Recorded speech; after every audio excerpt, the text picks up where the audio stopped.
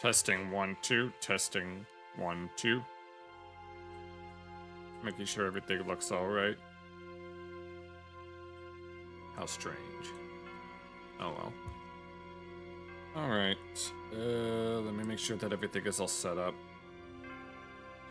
I will hit record this time, so that I don't have to worry about waiting for the VOD to process on YouTube.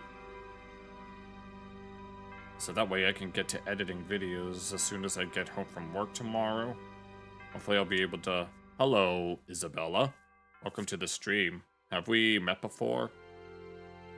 You went swimming today, Brett? I've been doing fine, thanks for asking. Well, kind of. But, yeah. I don't have too much planned today. I just found a bunch of...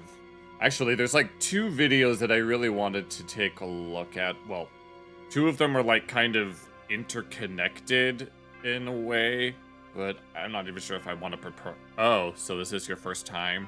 Thank you for joining us. But if we could get through at least a few of the things. You're new? Well, yeah, thank you for joining us. It's nice to have new people. Uh, let's see. Yeah, if we run out of stuff to do, then, I knew, like, I kept forgetting that oh, hey, Fugly. Everything is shaken up to what's up. Oh, damn, no, we got a party going on here. I'm very glad for that. I'm very grateful for that. Things are going pretty, I guess, okay. I mean, I almost had I was like this close to developing a migraine at work, but thankfully it went away as soon as it started, I guess, popping up. I felt the tension in my head, but then it kind of went away after a while, so thank goodness for that. I don't have too much planned today. Just a few miscellaneous things, unless anyone has anything they want to talk about real quick. Hopefully I'll be able to have something to comment on this time. But worst comes to worst, I remember that my fallback is to look at meme vids. But I haven't really looked at any meme videos in a hot minute. Not since... How long has it been? The last one we looked at was some... What was it? It was an AI commercial thing. College hurts so much is draining. I bet it does. I mean, I wouldn't know. No, we didn't. If that happened, I would have known about it. No, actually, I wouldn't have known about it because I don't keep up with that kind of stuff. So, yeah. Backstroke, freestyle, and all of that. Kickboard, unassisted swim, kickboard, and walk. Let's go. Alright. I don't have any... Alright. I'm glad that we've got an interesting menagerie going on over here, but I don't exactly know what I want to start off with. Let's see. I have this one video. I know I mentioned more than once that I wanted to look at more math videos on stream. Holds a party for service dogs? I highly doubt that would be considered fuzzy, per se. Not unless people were dressed up like his dogs. So, I'm not exactly sure. But, no, I made mention more than once that I wanted to look at more math videos on stream, even though Pinnacle might not be as thrilled about that. There's this one that says, I to the I is a real number, as opposed to a complex number. Apparently, it's 0.2078795 something. And then binging with Babish, they were in 18th century attire. Binging with Babish made a video about French toast that'll blow us away. There's this one channel that I wanted to look at, or I was inspired to want to look at, because the streamer duo Internet City has reacted to like 2 of this person's videos, and it's definitely something you might enjoy, Jackal, considering your interest in the culinary arts. And they inspired me to want to look at Lazy Pot Noodles, who makes gourmet cooking within their bedroom. And then some possible miscellaneous stuff. I don't exactly know what else to look at with regards to that, but... Let me see if I can find what you're looking for. What was it called?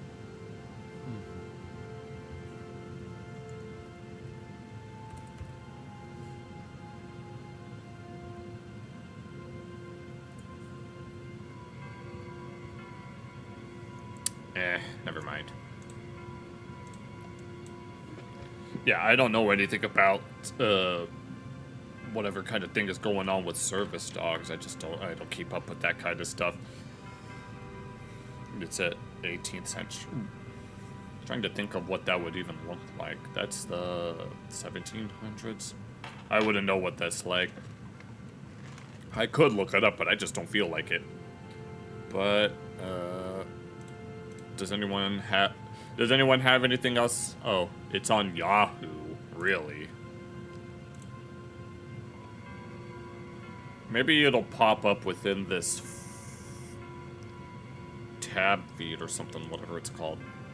Like if I open up a new tab on Microsoft Edge, there would sometimes be something.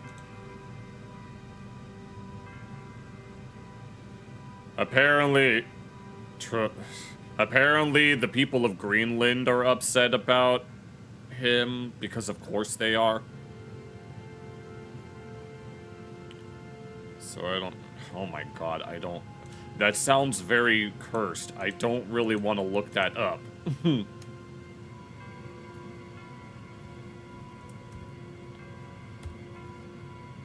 Duh. I'm sorry. I don't think I feel comfortable looking that up. Call me crazy, but I don't know. It just seems weird. It's real. I don't doubt that it's real. It just sounds... It sounds...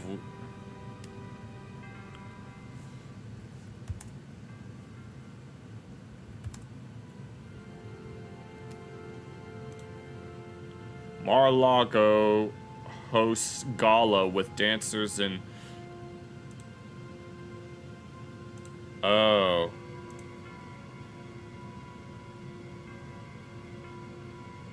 Okay. Give me one moment while I...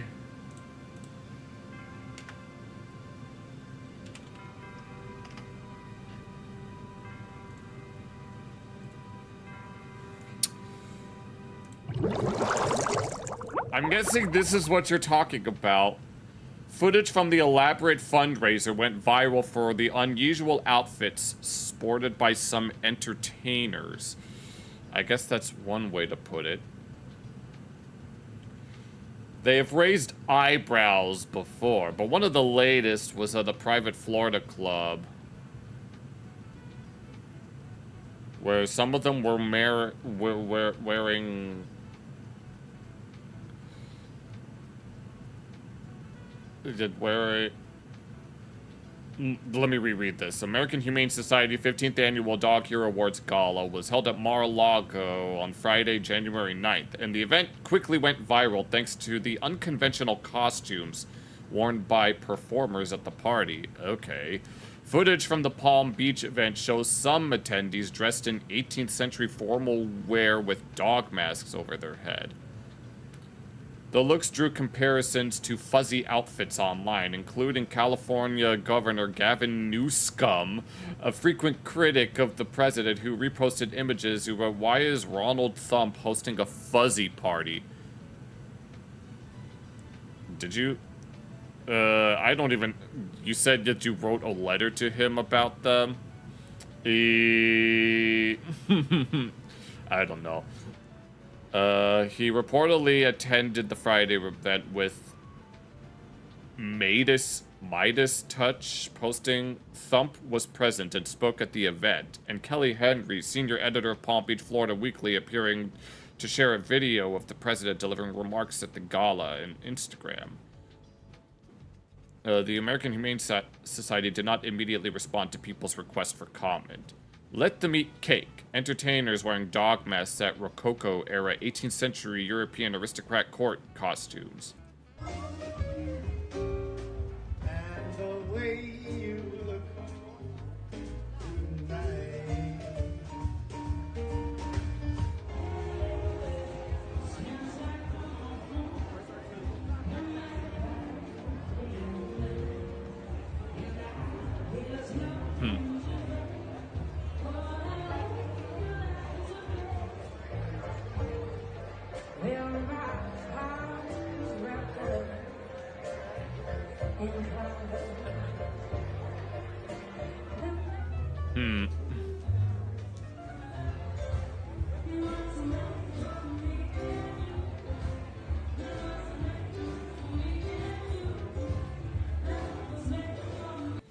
I don't know, Jackal. They don't seem very unnecessarily colorful to be fuzzy.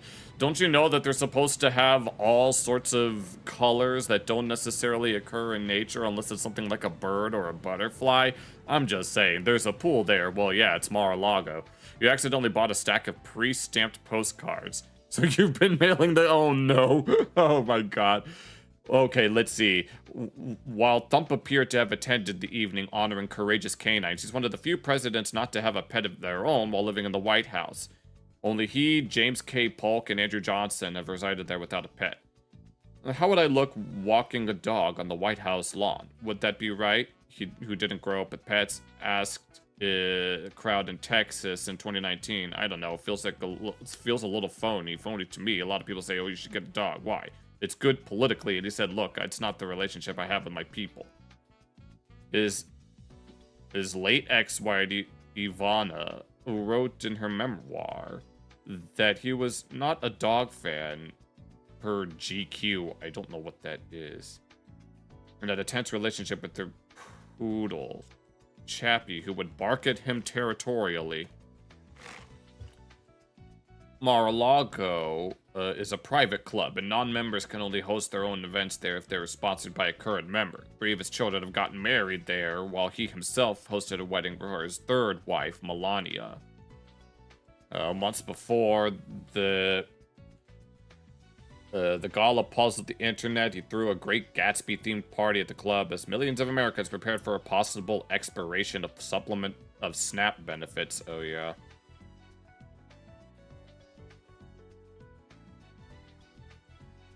Okay, and of course they connected to SNAP benefits and stuff. Well then, that's certainly interesting to see. I mean, they're not exactly colorful, so I'm not exactly Apparently this was on the 14th, or at least it says that it's posted on the 14th. I'm not exactly sure how his voter base feels about it. I made that point in a video a while ago about what actually is considered fuzzy within its respective context, and I guess this is one of those that this is clearly one of those things that blurs the lines if we're being real. But what exactly do I want to look at? How dare you party while the people's knees snap to get Doritos and spray cheese? No shit. No, that's unfortunate. There are people that, like, legitimately need those things, and they're, like, actively trying to find a job, and they're just genuinely having trouble. But then you have a whole bunch of other people that just take advantage of the system, and then that if you don't do it for them, then you're basically a National Socialist. Yeah, so yeah, it's one of the... Yeah, that's another one of those things. So... Yeah, I mean, I could understand if someone viewed something like this as wasteful spending, but if he's doing it out of his own pocket, I guess that's a different thing. But I don't exactly know which one I want to look at first. Do we want to look at the eye to the eye is a real number? Or do we want to look at these cooking videos? Because after that, there's like 2 others we could look at. There is this one thing that I would like to look at, but I have to wait until it's finished. But let's see. Here. Or I might not even be able to comment on this because I'll either be too immersed within it. Oh, wait. Hold on, I see a black pen, red pen, math basics. Believe in 5th grade math and not algebra. You've heard about people who could only get like 57 in monthly SNAP, and some people showing SNAP thousands shopping spree. Oh my lord of mercy, I bet. That wouldn't surprise me. And how many of the... There are some jokes that I could make at the expense of those types of people that take advantage of the system, but I'm not sure if I should, because even though I shouldn't worry about people calling me those kinds of things, it's like sometimes there's a time and a place, and I'm not exactly sure. I don't know. I apologize, but I know they say you shouldn't apologize, but you know, I don't exactly know which of these we should look at first. Probably doesn't really matter, but I really wanted to look at this. Like, Internet City has reacted to like 3 videos by this channel, and I wanted to give a raw reaction to one of them before I look at theirs. But this is 30 minutes of cooking in this person's room Fast Food Edition by Lazy Pot Noodle. This is my third time looking at them, but I really wanted to look at them on screen since I know Jack has a thing for the culinary arts, and I want to know if he would be able to comment on some of these techniques that are being used here.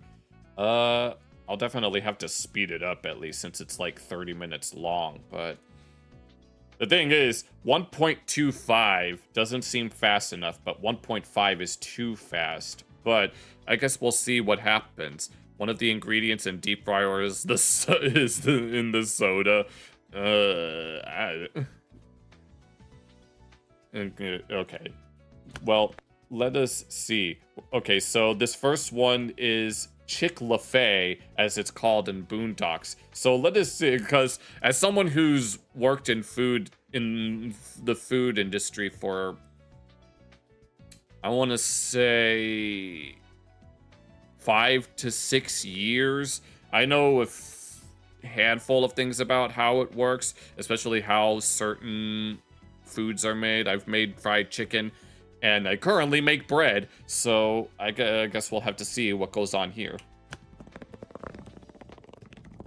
And it's always a treat to see what they're watching in the background. They'll have a whole host of things like various cartoons and other TV shows, and I guess here are we making the nuggets or are we making strips?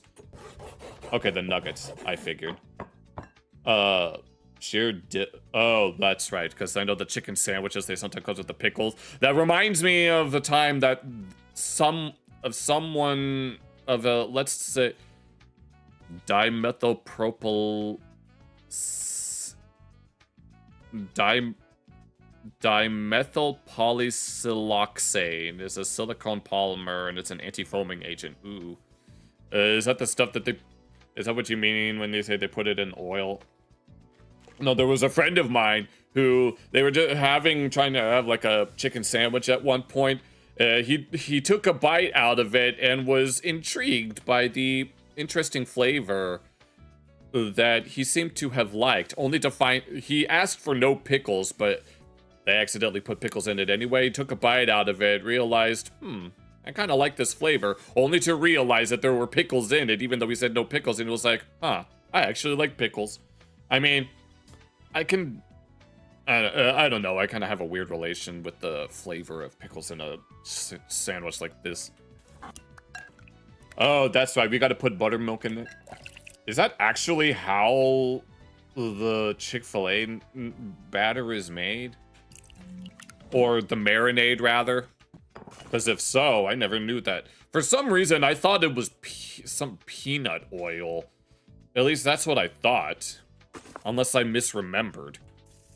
And then seasoned flour. Yeah, I know I've made chicken nuggets like I made these type of chicken nuggets before as well. I've made batter for them like with egg and milk, and then I remember putting some in marinade, and then like putting them in like the breading and the batter, and then just frying them that way. So I pretty much know the ins and outs of this. I mean, I've never made like the raw ingredients themselves, but you know, just put them in, take them out, and, you know.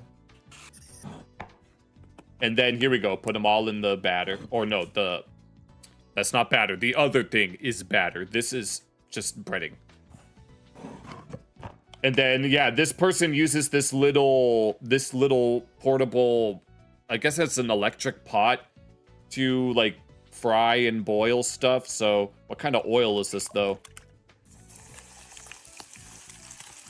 Yeah, something, when you are, like, operating a deep fryer like that, if you get burned, then if you get burned by the fryer, especially if you're, like, prepping chicken or putting chicken in the fryer, it unironically is a good idea to cover the burn with some flour, because it'll absorb the oil.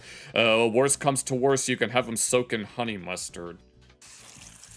Ooh, those look... I'd put them in there for a little longer. I like my chicken nice and crispy. But those look pretty nice. Oh, and then don't forget about the waffle fries. Yo.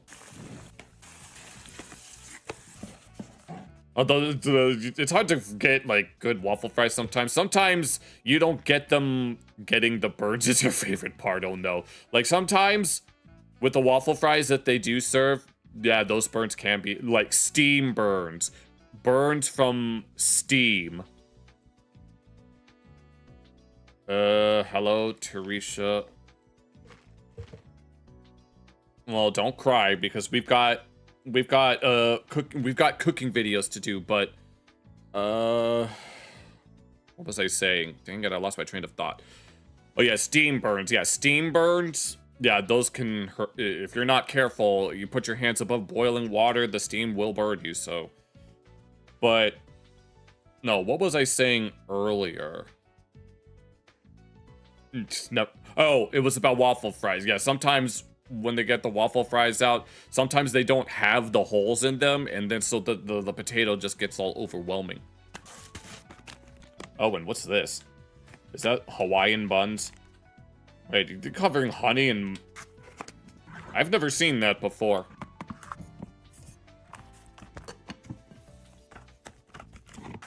Does... Oh, we're making sliders out of these? Oh, that's actually kind of cute. Chicken sliders. I mean, I'd under... And then honey butter. That actually looks pretty legit. I'd eat that, but not mayo. My dad does a... Oh, are we making the quote-unquote secret sauce? Like, I can tell you what... I can tell you what cane sauce is made from.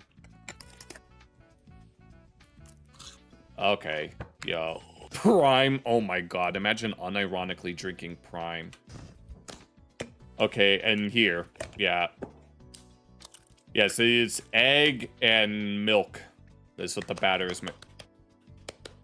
We never did this, though. It was always just egg and milk.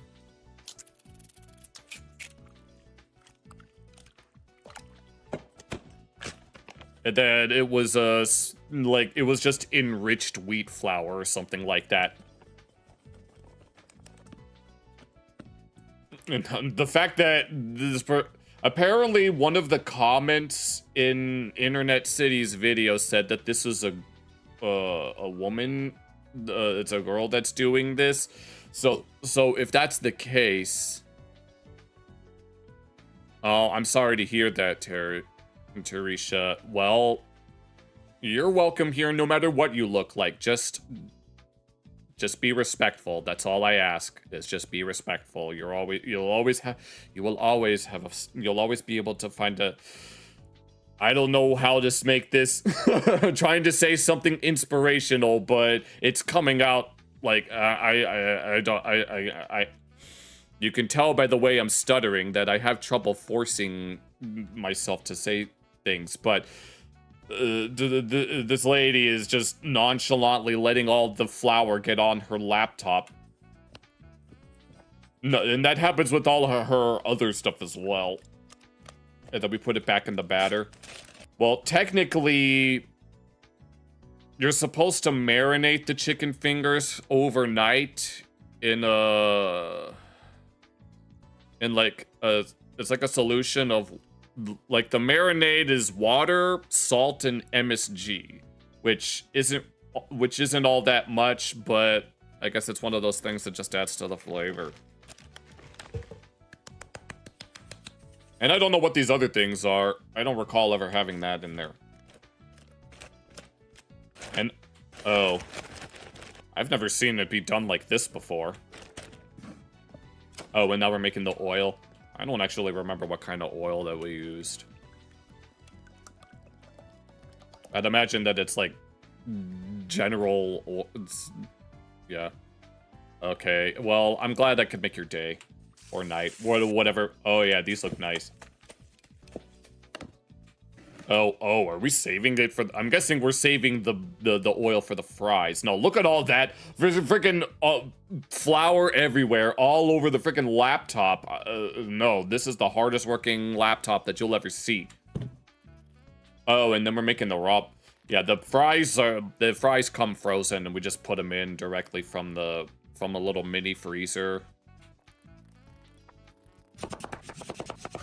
And so they have to be crinkle cut. One of the flour, I have no idea. This person has made several videos with their laptop here.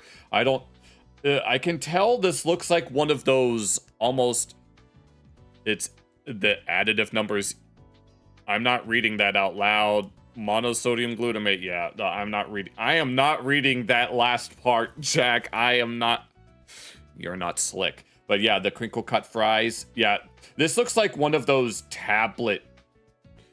This looks like one of those tablet type laptops that like you can just kind of tell by this little border around it. I'm guessing this is one of those like you just attach like some sort of wireless keyboard to it and then it works that way, but I can't really tell. But this lady seemed to have been doing it for a while now, so what do we need this ice for?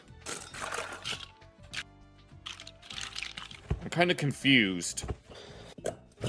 I've never seen that before. I'm guessing it has to do with whether or not they need to be like freshly cut. I don't know. Oh, and then she has another one of these. I guess it comes in a set. It will most likely get damaged from, well, I don't know if it's just for show or if it's just, you know.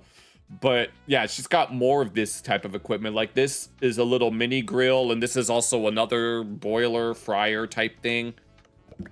Yeah, just like that. Apparently, no, she's made several videos like these, and Internet City has reacted to a few of them, and I really wanted to check these out for myself because I know I can comment on something like this. As someone who's been in the food business for a while, I can comment on this. I mean, I'm no professional, but, you know. Oh, careful. No, I saw the flinch. Yeah, you gotta watch out for that. Oh, what is this? I couldn't see that. I can't read that. Oh, it's just butter. I was like, we need to get some, I can't believe it's not butter. Oh, and, oh, we're making the toast. Right. Oh, that's nice. Ooh, we got quite a bit going on here. Those are a little thick for my liking. I usually like my fries thinner. Thin and crispy. I mean there's shoestring fries that you get in some places, but I prefer my fries to be thin and crispy. And we got salt. I don't know what that is. It's either cayenne or it's paprika. And then the sauce. Yes, I know what the sauce is. It's mayo, ketchup, Worcestershire sauce, and ground pepper, I think. Spreadable butter is just vegetable oil. Oh, is it? Is margarine also vegetable oil? Yes, and Worcestershire sauce and some pepper. Yeah, that's what cane sauce is. If you ever wanted to make some on your own, you can get it. You can make it pretty easily. And some other spice or something, or some other seasoning. Nope, looks just like it. And then, slap them down like that. Oh my god, it's overflowing. And then the toast. Who puts it in a cup like that? I ain't never seen that before. Oh my god, no. Like hell, I would ever drink sauce like that. Use butter whenever you bake biscuits and cakes. You can't believe it's around 50%, and the other butter is around 40. Ooh. Crunch! Crunch. Oh my god, yeah. Oh hell no, no. I would never drink sauce like that. I mean, I've never been a big sauce guy, but even I'm quite partial to cane sauce, but god damn it. Butter is great. You won't use margarine ever again? No. Well, then you're not welcome. Then you won't like Peggy Hill's Brown Betty that she always uses margarine in. Peggy Hill made her special Brown Betty for every Thanksgiving from 1976 till 1796. And that's also how long Bobby lived for. Oh, and then this is, I think that's Fortnite, or no, that's not. Is it? Yeah, that's Fortnite. And, oh, we're doing In-Out Burger. Ew, yucky. It's just, Though that's just the butter in those tubs. Real butter is actually butter. 90. It's a reference to a King of the Hill YouTube poop. Okay, In-N-Out Burger. All right. When are we gonna get Whataburger if we're gonna keep with King of the Hill?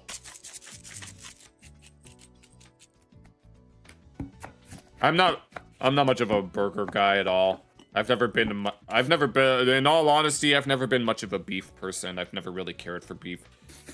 But that doesn't mean that I can't appreciate a good burger. And then we gotta get the cheese. Those look pretty nice, though. Now, my mom and dad, whenever they like to barbecue, my dad likes to barbecue, which is pretty typical American father, but yeah. They also get quite partial to these. And then onions. Grilled onions, right? Those do look pretty good, though. Oh, and then we got you only eat burgers that you make of your own. Nice. Oh, and she just left the cap in there. No, that's something that she just does in some of her videos. But she eventually takes them out. No, there was one time where there was a piece of a wrapper that was stuck in the whatever the heck they were looking at. Whatever the heck she was making. Oh, and pickles. Don't forget the... Oh, excuse me. Don't forget to take out the pickles. Oh, she made a king of relish? Oh, it's a relish. You know of a good orange brisket recipe? Soak a sugar cube in some orange juice and put it on top of... Ooh. You should give my... share some recipes and I'll share them with my parents. They would probably enjoy something like that. Like, I think Peggy Hill uses a little bit of orange juice in her brown Betty, or apple brown Betty, and she puts a little bit of sugar in her Spot Peggy and meatball sauce. And the fries look pretty good. Oh, I've never seen... Oh, cheese fries. With a little bit of the relish on... Oh, and those are jalapenos. I'm not... Okay. Wait, did she use the frickin' one of those onions as a bun? Oh, Lord. And Mickey D's. Are we making something with bacon? Not exactly kosher, but you know. Oh yeah, and she has more of these little mini type things. They all seem to be like the same brand since they're all like they all have that same shade of pink. And here's some more batter making. Use the whole milk and egg and some flour. I'm guessing she's using that for some chicken McNuggets. And that's just something that she does. It just speeds it up and then slows it back down. And some... Oh, that's right. I remember. Sometimes she uses this fucking torch. It's from the New York Times cookbook. Ooh, interesting. Yeah, we don't have time to just put butter in the microwave or something like that. We need it now. Frickin'. Does anyone know what's on in the background? Wait, I think I know this. I think that's... No, I recognize this movie. I don't remember what it is. And now we're gonna start making... Oh, ooh. Are we making an Egg McMuffin?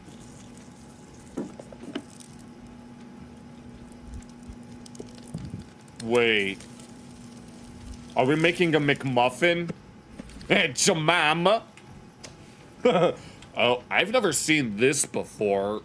Dispersing the syrup in the batter, or at least as it's being made. I've never seen this before. There's a place not far from there called Taupo. You would go there on vacation to the holidays. They got any good restaurants there? No, I've never seen that before, unless that's how they're supposed to be made. I'm guessing those are the English muffins? No, in this whole time, I thought that was supposed to be chicken McNugget batter. Oh, and what's this? Oh, now we're making the eggs. At least I think that's... Oh, those actually look pretty nice. Oh, okay. Oh, and those are some sausage patties. So we're just making a McDonald's-style breakfast. Oh, and... Oh, is that the... Oh, those are hash browns. Oh, those look good. I mean, I'm not much of a beef guy, so I wouldn't care for the sausage, but give me a nice... Yeah, give me a... egg sandwich, I guess. McDonald's has something called hot cakes. Yeah, that's basically just we got hot cakes this one time, like years ago. Just typical pancakes, but you know, it's hard to find a bad pancake. Only make sure that if you order blueberry pancakes that you have the blueberries inside the pancakes and not hot griddle cakes with blue syrup on top. But those hash browns look pretty good. Oh, and I'm guessing this is also the same brand or as the other thing since it's the same color. Oh, this is for a coffee. Okay. Oh, and of course, well, of course, you can't have a McDonald's style breakfast without McCafe brand premium roast medium. It's just not done. I mean, I can't consume caffeinated anything anymore, so. I bet that smells amazing. And now we're gonna put everything together. I wouldn't care. Just give me the muffin and the egg, and then that can be my breakfast. Oh, we're doing a double-decker patty. That looks pretty good. Oh, and an iced coffee, or at least, ooh, neat. No, yo, that looks amazing. No, I'd eat that. I mean, minus the sausage and the cheese. I'd eat that. Yeah, thumbs up. Oh, Taco Bell, which, there we go. You say, yo quiero Taco Bell, ese. And then we gotta get the ground beef. Obviously. My mom makes tacos all the time. So, I'm quite familiar with how this type of taco is made and stuff. And she also makes, like, we call it, like, Mexican rice. It's like where you cook some rice, you fry it up a little in a big pot, we call it a Dutch oven, and then you simmer it with some tomato sauce.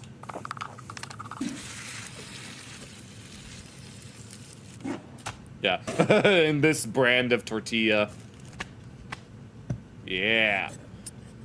Wait, do they have, no, that's just a waste of tortilla. Have a good night. All right, thank you, Maker, for joining us for a little bit. There's a Taco Bell, and you went there, and it was amazing. No, I do know that American fast food joints tend to be better outside of America because of the lack of preservatives, but, you know, it kind of, I guess it's more likely to depend I guess it depends on location. There's a McDonald's in Guam or Puerto Rico that sells Spam. Really? Do they use it within their products? Yeah, the way that it works, like, I remember my mom telling me, like, the way that you're supposed to use a tortilla is that you'd have all of the, like, I guess you can call them ingredients, like, spread out. You would take a piece of tortilla, and then you would use that piece and then scoop up the stuff. At least that's how my mom says, so that's generally done, at least down in Mexico. The fish tacos are delicious. Yeah, I'm quite partial to fish tacos myself. Like, I put some fish sticks in the fryer and then wrap it in a tortilla. That's how it... But well, don't put salmon in the fish tacos. Don't put salmon in the fish tacos, because otherwise Enrique from King of the Hill will be very distraught, because the only people that put salmon in fish tacos are hipsters, because they have nowhere to be and nothing to do at all. They just spell spam with the hash browns. Ah, okay. And now we gotta dice the tomatoes. Add some lettuce. I think that's lettuce. Ooh, Frito cheese sauce. Mahi mahi. Oh, and now we have a big... Oh god, you just splatter it on there. And then some cheese. Ooh, wait, is that the Dorito... Is that the Dorito taco shell? Oh lord. Oh my god, so we're making that.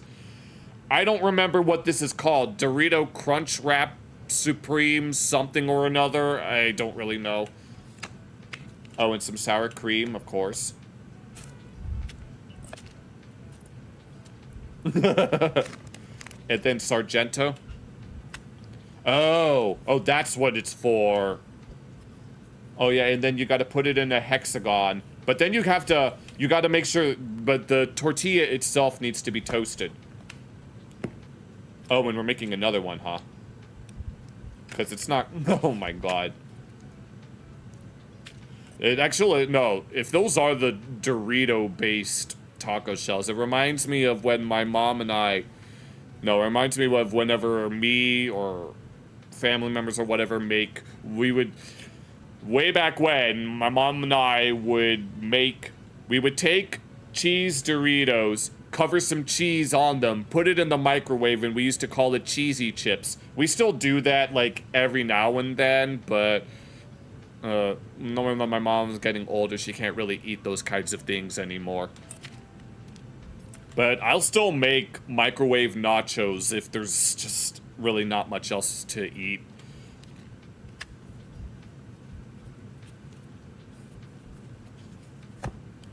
Okay, and now we gotta put them back on the griddle. Yeah, that looks nice. I think I would replace the beef with some chicken, if anything. And those look pretty nice. Oh, jeez. Yo! Oh my god, squeeze them like that. Oh, and we gotta get the, ooh, and of course, you gotta make sure that you get on-brand, taco hot sauce. Oh, no. Okay.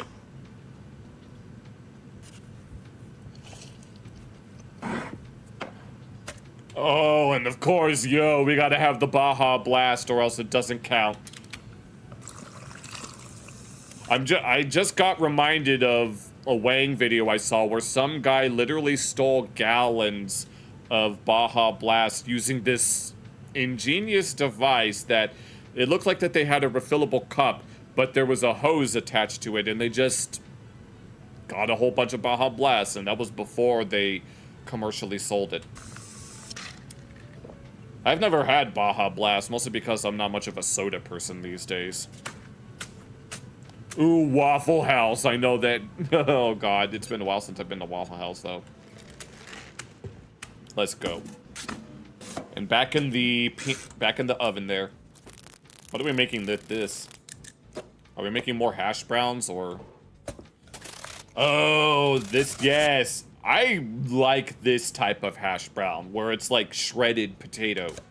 I love this form of hash browns. There's something satisfying about it for me. Yeah. And Bisquick. Is that the brand that they use? I don't know what brand that they use in Waffle House. I'm guessing we're just making straight up waffles. You had the chicken tenders. They sell chicken tenders at? I don't recall them doing that at Taco Bell. Maybe it's a New Zealand thing. Cheese quesadilla, chocodilla, cinnamon twist, and Mexican fries and nacho chips. Nice. Nice. But I've only ever had Taco Bell twice. It's okay. It's just like, I don't recall them ever selling chicken tenders, unless that's specifically a New Zealand thing. Like, I know that a lot of, like, whenever, like, American restaurants are, like, go international, they always have these very unique, oftentimes localized food items that look really cool. But for some reason in America, whenever we try to have those kinds of promotions, they never really stick. And so we kind of just stick to the same old menu and only have promotional items like that, like, every now and then. I know that there's some in, like in Dubai or the United Arab Emirates that look really cool. And then there are other other countries that have really cool items as well. Okay, and we're making... And I'm guessing this is the waffle batter. Whenever you would go there often. Nice. You ever get any Baja Blast while you're there? Oh, we're just flipping it? Right. Because that looks pretty underdone. What the? Oh, sausage. Looks pretty nice. No, there we go. That's much better. And then we got to put the hash browns in. Oh, yeah, those look amazing. Yeah, that looks amazing. No, I would eat that like crazy. And now we gotta make the and now we gotta make some, like, eggs. Are we making scrambled eggs, or are we gonna make, like, something like an omelet? Okay, we're making an omelet. At least I think we are. And now let's get the waffle ready. Damn, that looks clean. Oh yeah, let's go. We got everything. Oh, I've never seen it be done like this before. I usually prefer to keep them separate, honestly. Oh, she turned it into a sandwich. Damn, no, I don't think I'd be able to eat it this way. This might be a bit overwhelming. All that's missing is some of that Aunt Jemima.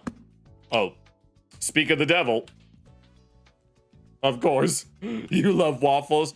Do you love waffles? Yeah, I love waffles. Do you love pancakes? Yes, we love pancakes. Do you like French toast? Yes, we like French toast. Can't wait to get enough waffles. I can't eat that, honestly. That might be, that's... First of all, I would never touch a freaking waffle like this with syrup all over with sticky fingers. No, I can't do that. You haven't had waffles for breakfast in ages. It was when you were a kid. I could have waffles for breakfast, but I just... but I'm American. I don't make my own breakfast. We just let other people make our breakfast so that we can just head to work right away. But I don't really eat breakfast per se. When I get up, I usually eat at a restaurant. And some orange juice.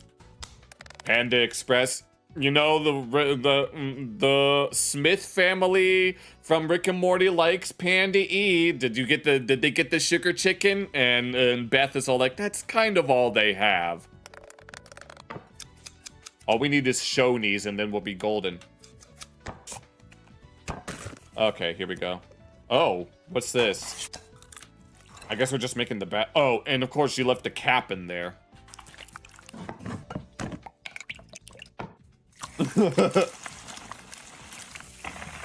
Oh, okay. I'm guessing, like, you know, like, Chinese restaurant style chicken nuggets, right? Or sweet and sour chicken is what the one down the street refers to it as. I always wondered how they get it to look the way that it does, and I guess I wasn't paying attention to the sauce. Oh, Kikkoman soy sauce. Oh, okay, so just soy sauce. I would, personally, I'd use liquid aminos if I had the chance. But now we're gonna put them up in the fryer, yep. And those look pretty good. And, oh, and now we gotta get some rice, obviously. I know that Jackal's not a big fan of rice, but, you know. And of course you gotta wash the rice so that it, you know. Oh, and of course you gotta get the ginger root. And some garlic. And I'm guessing we're orange, huh? Oh, is this what, like, orange chicken is for? Chicken tenders and nuggets are favorite. Yeah, same here. I like tenders and nuggets. As long as they're crispy. That's all I ask. And I'm guessing we're just making orange chicken. I should have suspected that it would use, like, actual orange juice. Yeah, I prefer to keep my... You don't like eat you don't eat it at all. I eat rice anyway. Rice has more... I ate... like, whenever I get, like, a burrito or Chipotle or Qdoba, I always get rice and stuff, and then I get fried rice. But I prefer to keep my chicken without sauce on it, because I prefer to keep the crispiness. And some green onions and some sesame seeds. That looks pretty good, but I prefer to keep my chicken dry. Oh wait, is that queso? Chili's. Welcome to Chili's, because Chili's is back, baby, back. You like them where they're crispy too? Okay, this seems like we have quite a bit in common. And what are these, slabs of cheese? And what have we got going on here? Okay, so obviously we need some flour. I'm guessing we need this for something. I know Chili's is just one of those, like, I guess those typical burgers and fries types of restaurants. Oh, what did that say? Breadcrumbs of some kind? Breadcrumbs for... I'm guessing it's panko breadcrumbs for air fry, or great for air frying. Okay, I figured. And I'm guessing we're making some sort of batter.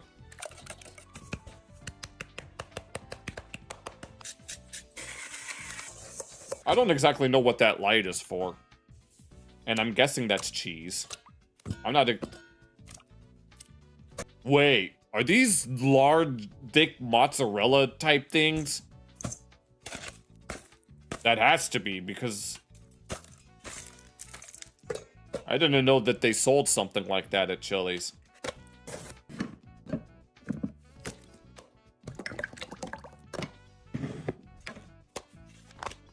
What's the sour cream for?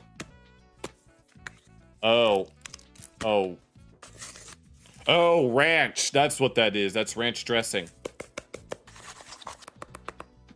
I used to like ranch a lot, but these days I'm not much of a sauce person. Okay, buttermilk ranch. I'm assuming those are supposed to be like mozzarella.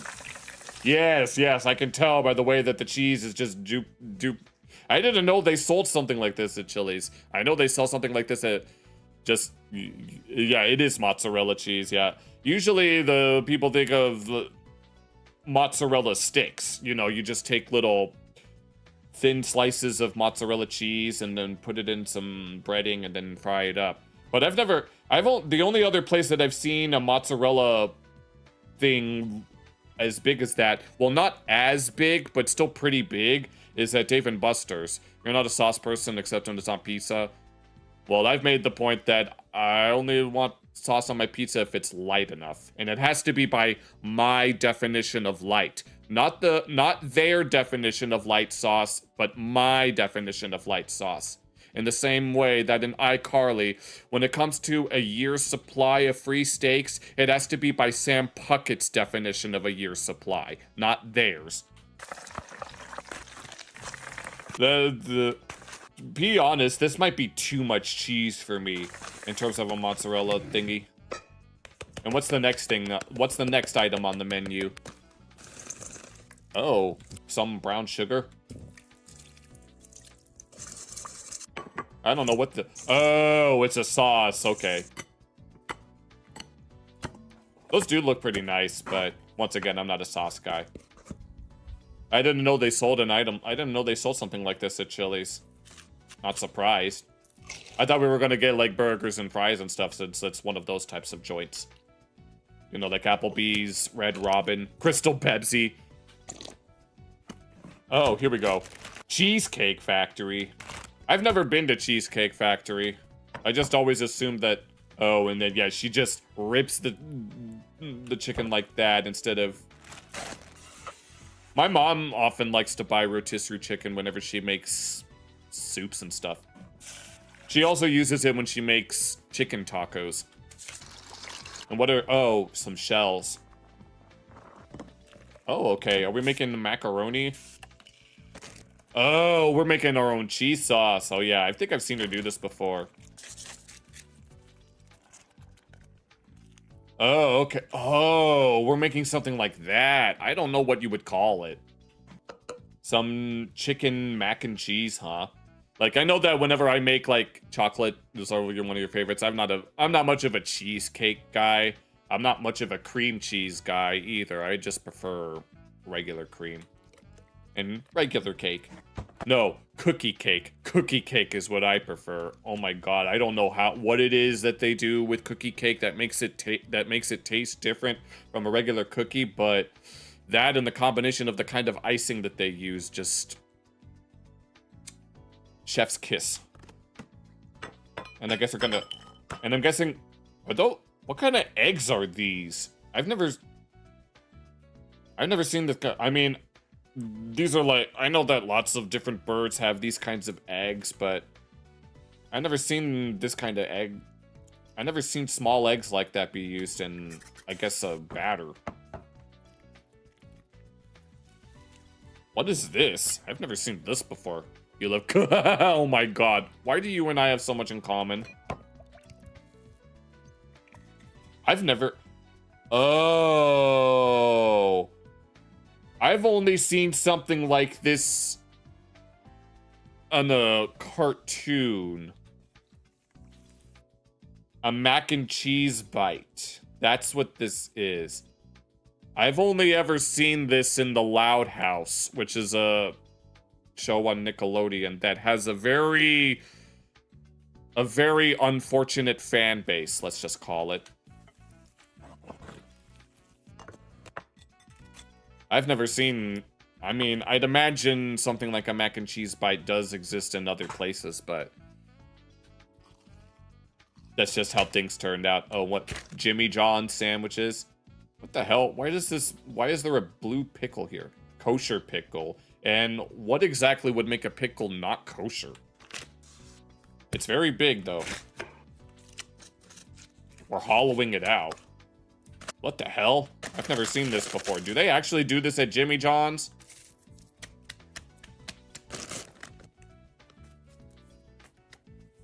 No, I've never seen this before. There's no way that they have a sandwich like this. That's literally just a bunch of pickles. Multicolored pickles. I've never seen something like this. Payway. I guess this is another Chinese restaurant type. We got some beef cutlet, I guess? Or something. I don't know, not be the Arby's beef nuggets that apparently aren't very good. And what kind of oil are we using? Sesame oil? I feel like I've seen this before, but I'm not sure where. Doesn't look that bad. Looks pretty nice. Yeah, you always gotta make sure you use your chopsticks. And of course, we gotta get the ginger root.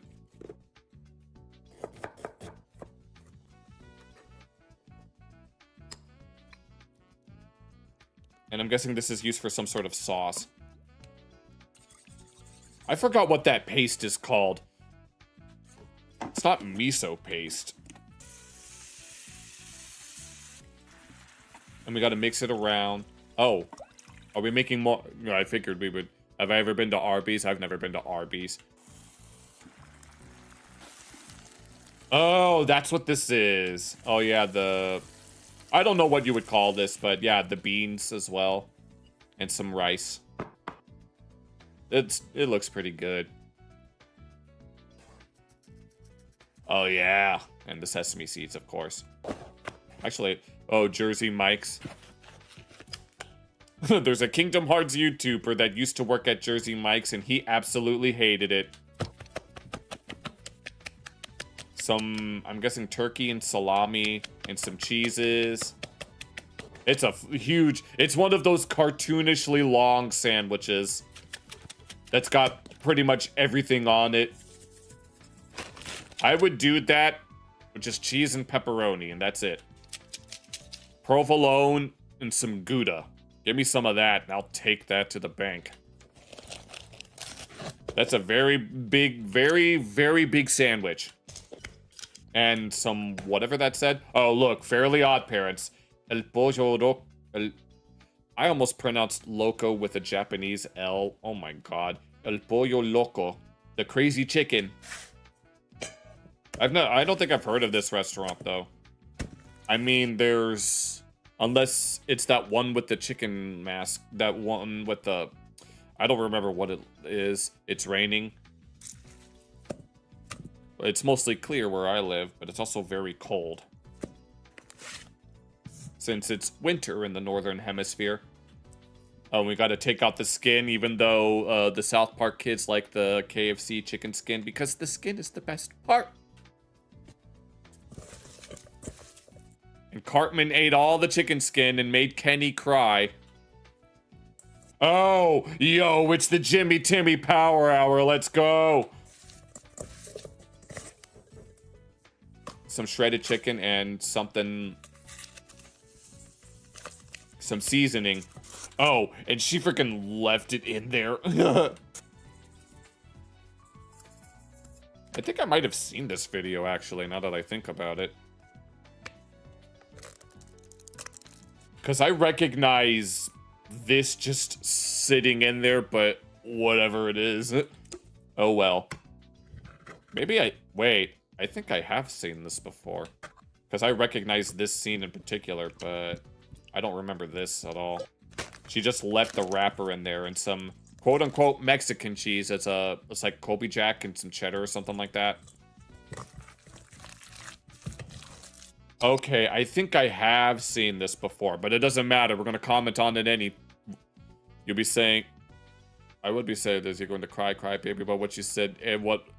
But what you said what Eric did.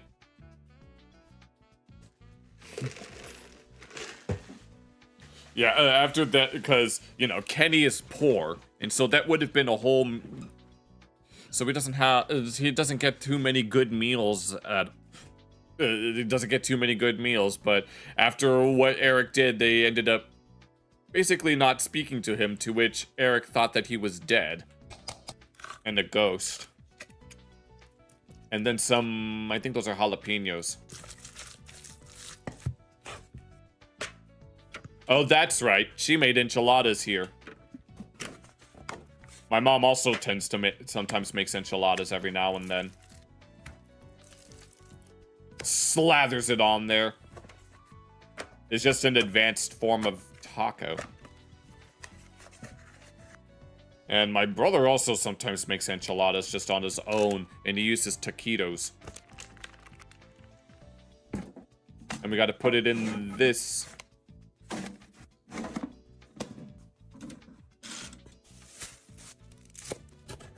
And I think that's cilantro, otherwise known as coriander, for which some people, cilantro tastes like soap.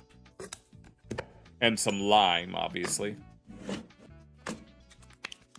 And then some sour cream on top. Although, yep. And then put the cilantro. And some tomatoes. You put the lime on the coconut in the corner. It's basically just a fancy burrito. Oh, and of course, we gotta have the Taco Bell Diablo sauce. Yeah! Diablo and done.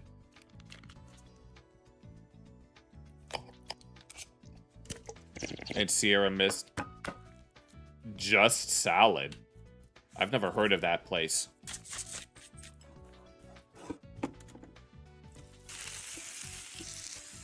That just looks pretty... Okay, no, this chicken looks this looks pretty good. I'd eat that just by itself. Maybe with some rice, for lack of a better alternative. And we've got some, I think that's fusilli noodles. And I think that's pork belly, something like that. Oh my god, the pasta looks so good.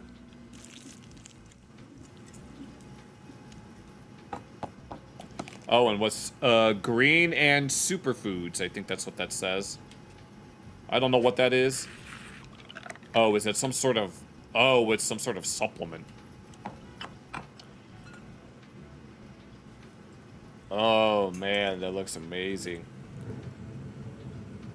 Ah, I figured, and salad dressing. That looks like a little too much. Just give me the chicken and the pasta, and I'll eat that. Oh, and here's Arby's.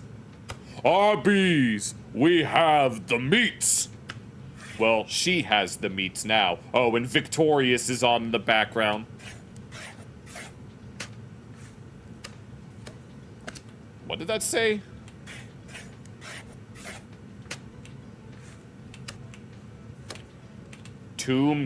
Garlic dip. I didn't know they had... Do they have something like this at Arby's? I've never heard of garlic dip before. I'd imagine that it would exist, considering, like, sour cream, among other things.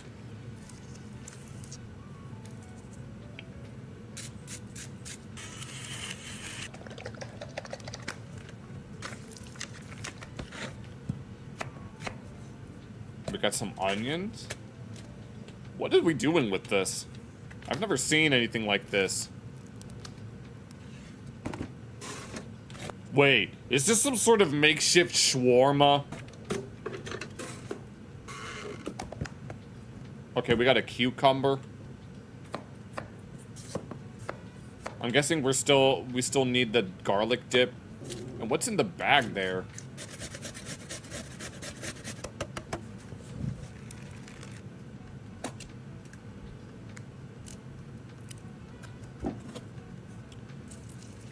Okay. I'm guessing this is some sort of dip. Yeah, I'd imagine. And I'm guessing these are going to be used for fries. And we're going to use the fryer compartment. Wait, is that a tortilla? You're gonna say... All you're gonna say about Arby's is that the beef looks like Spam. And that's emphasized as self-basting. I don't even know what that means. Oh, Lord. All I know is that this one podcast that I listened to, one of the guys tried the Arby's beef nuggets and they didn't like them. No, this looks like freaking shawarma. Do they even sell shawarma at Arby's?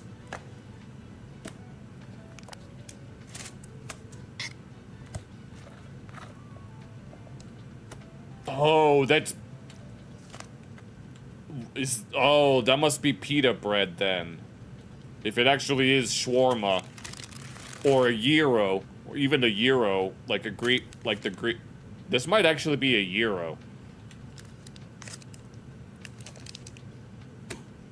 Oh, no, we gotta have Bob's Burgers. She better be she's got chicken here, so I'd imagine that we're not making burgers. Oh, Hardee's. Char-broiled thick burgers. Carl's Jr. and Hardee's. Yeah. Your mom didn't like them. They thought they tasted like beef jerky. Okay. Oh, we're using... Oh, I saw the pickle. So apparently that's how they do it in... The plops make this 20% more satisfying. Oh, hey there, Rhodey. Welcome. You missed some of the... You missed the Taco Bell and the enchilada.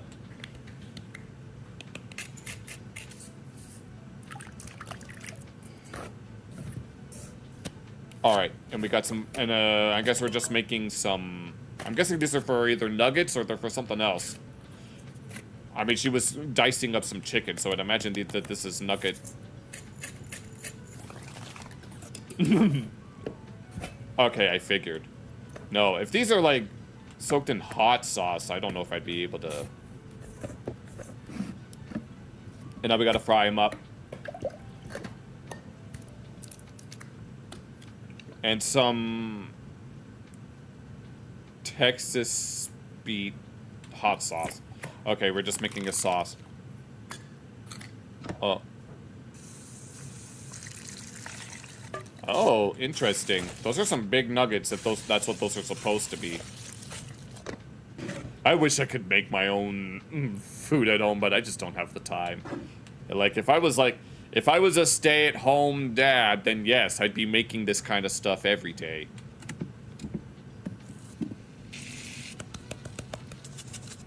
Oh, and we're making little chicken sliders. And some honey. Interesting. Oh. Yo, those look amazing.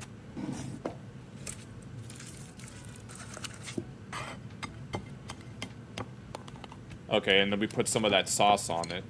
It's a pickle. Big boy nuggies. Yeah, these look great. These look pretty good. I'd make chicken sliders if I had the time. Yo, those are amazing. And a big freaking bottle of Hawaiian Punch. No, please. Oh my god. Spud Bros. I'm guessing this place specializes in potato-related things.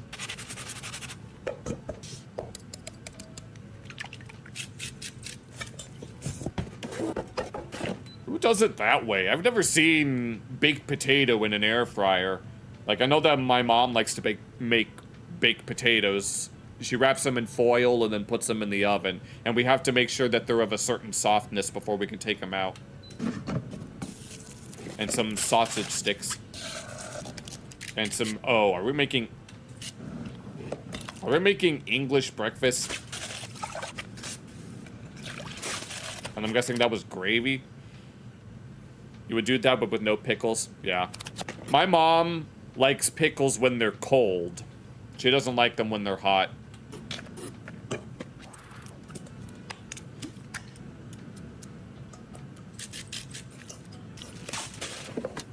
And then we got the baked potato. I'm not much of a baked potato kind of person. I don't like when I eat fries, I mentioned earlier in the reaction that I like my fries thin and crispy. Sometimes I can't handle too much potato at once. It's very overwhelming for me. Oh, and we put, yeah, you gotta put the butter in it. And some cheese. I've never seen this before. No, I thought this was going to be like a beans on toast type of thing. Hey there, Amy and Kim. Potato fries and carrot fries in an air fryer are really great. Yeah. I've never seen anything like this before. I've never even heard of Spud Bros. I'd imagine it would be good to the... Apparently they don't like it. Oh no. Ooh, Buffalo Wild Wings. You gotta slap it. You have to, you made them and they get well crispy, yeah. You like potatoes, but not when they're mashed, yeah. Just leaves the cap in there because of course she does. Oh no. Oh, she just threw the freaking, of course, throw the eggshells and then Mario Kart is playing. Oh yeah, these look really nice. Yes, we gotta make the bottle caps as well. Oh my god, those look so good. I can tell. And I guess this is another one of those secret sauces. Some cilantro. Oh no. Oh, what are we making with this? Oh, we're making ranch dressing. At least I'm assuming it's ranch dressing. And some lettuce and some tomato. And we're making some more sauce. No, those strips look good, and the shells are still there. Oh no, yep. Yeah, one of the things that she does when she makes these is that her keyboard gets really, really dirty, and it somehow still works after all these videos. I mean, this is the third video I've ever watched. I've watched 2 others through, like, Internet City. I wanted to react to this because Internet City inspired me to want to do it because I knew that I could comment on all of these and give my 2 cents. But no, these chicken strips look really good. Do they sell taco type things at Buffalo? Oh, it's a chicken taco. I don't recall them ever selling anything like this.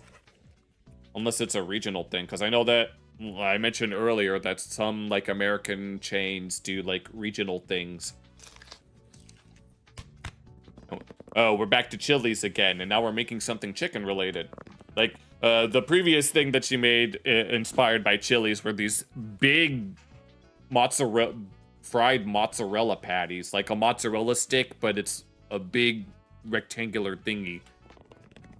And now we're making some chicken. More like a burrito. Well, yeah. We got some oil and some seasonings. Okay, so we're just making some chicken breast. Are we going to make, like, chicken sandwiches with these? Or is it just going to be, like, whole... Oh, wait a minute. We're making pasta with it. Oh, that looks great. Oh, that looks good. Oh my god, the water overboiling. Don't you hate it when you're when you're trying to make pasta and then you want to keep the heat high, but then overboils and it's like, come on. Okay, here we go. We have a spoon just like that, but it's black. And then, okay, and we're making another sauce with this. Or, I'm assuming we're making a sauce with this. Oh, this is for the pasta. What kind of pasta would this be called? Unless it's a fancy mac and cheese. Oh, that's what we made. That does look pretty good, but, you know, I'm very picky about what I like to eat. Oh, and we're back to Taco Bell again. Yeah, she made a Dorito chicken crunch wrap earlier in the video. And now it looks like she's about to make something else.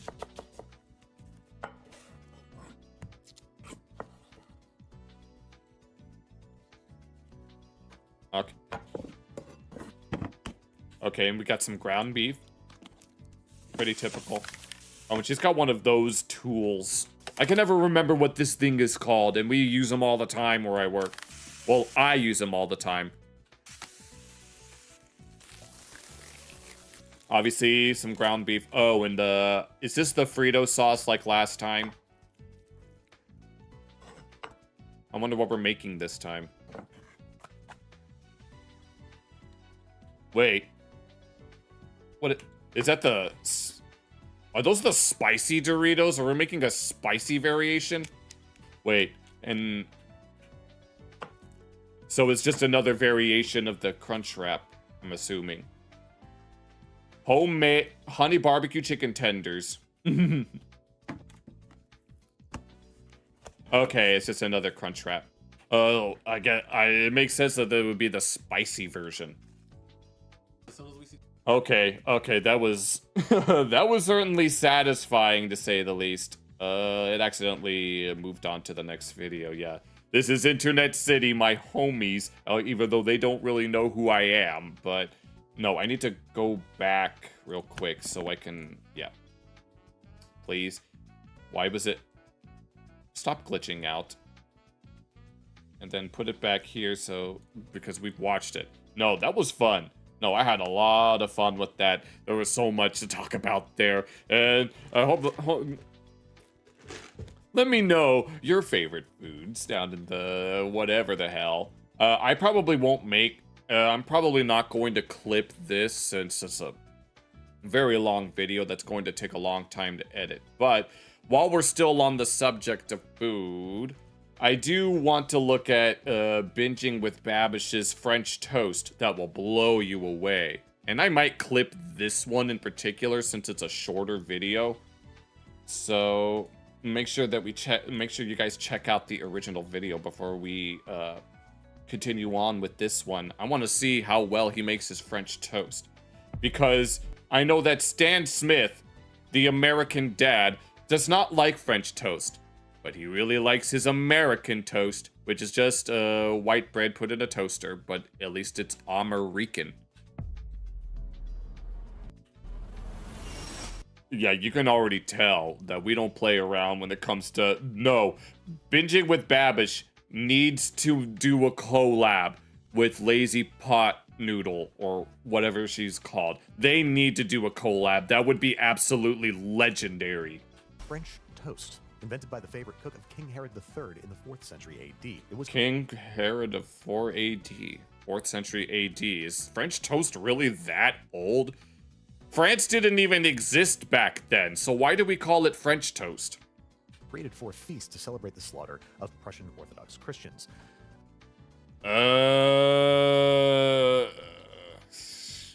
Okay. I just made all that up, but... Okay, so he... Damn it! God damn it! Yeah, okay, no, you had me thrown for a loop, damn it. It sounds right, doesn't it? In reality, French toast was kind of invented by the Romans in the 1st century. And well, it's a Roman thing, but France didn't exist back then. It should, if it was the Romans that made it, and France back then was known as Gallia, or it was known as Gaul, named after the Gallic tribes the Celtic tribes that used to live there. And perfected by the French in some other century. In some other century. Now, today, optimized by me. Let's go. 2,000 years. This video was 2,000 years in the making, and we're all here for it. History's a beautiful thing. Yes, it is.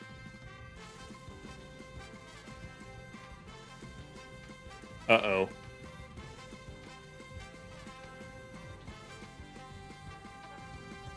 French toast with Babish. Let's go. That looks amazing. This episode is sponsored by Wild Grain. Wild Grain. The first ever bake from frozen subscription box for sourdough bread, fresh pastas, and pastries. Every wild grain All porridge right. bakes from frozen in 25 minutes or less. No thawing required. You have to get ready for Box with the bed. items Oh, you want, got work from bread to tomorrow. croissants All to right. cookies. Or you can choose a gluten-free box, a vegan I'll be doing Monday night / Tuesday morning. We'll be continuing with Kingdom Hearts. box or their new protein box. Try wild grain for But yourself. good night, Use Brett. code Babish to Take get care. $30 off your first box, plus free croissants in every order. All right. Croissant is actually pronounced croissant. Yes. Yes. Are you going to finish that croissant? How should we be pronouncing French toast? Well, the original pronunciation for French toast is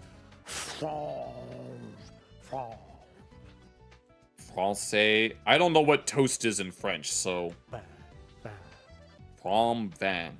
Brett vanish. Let's go. Van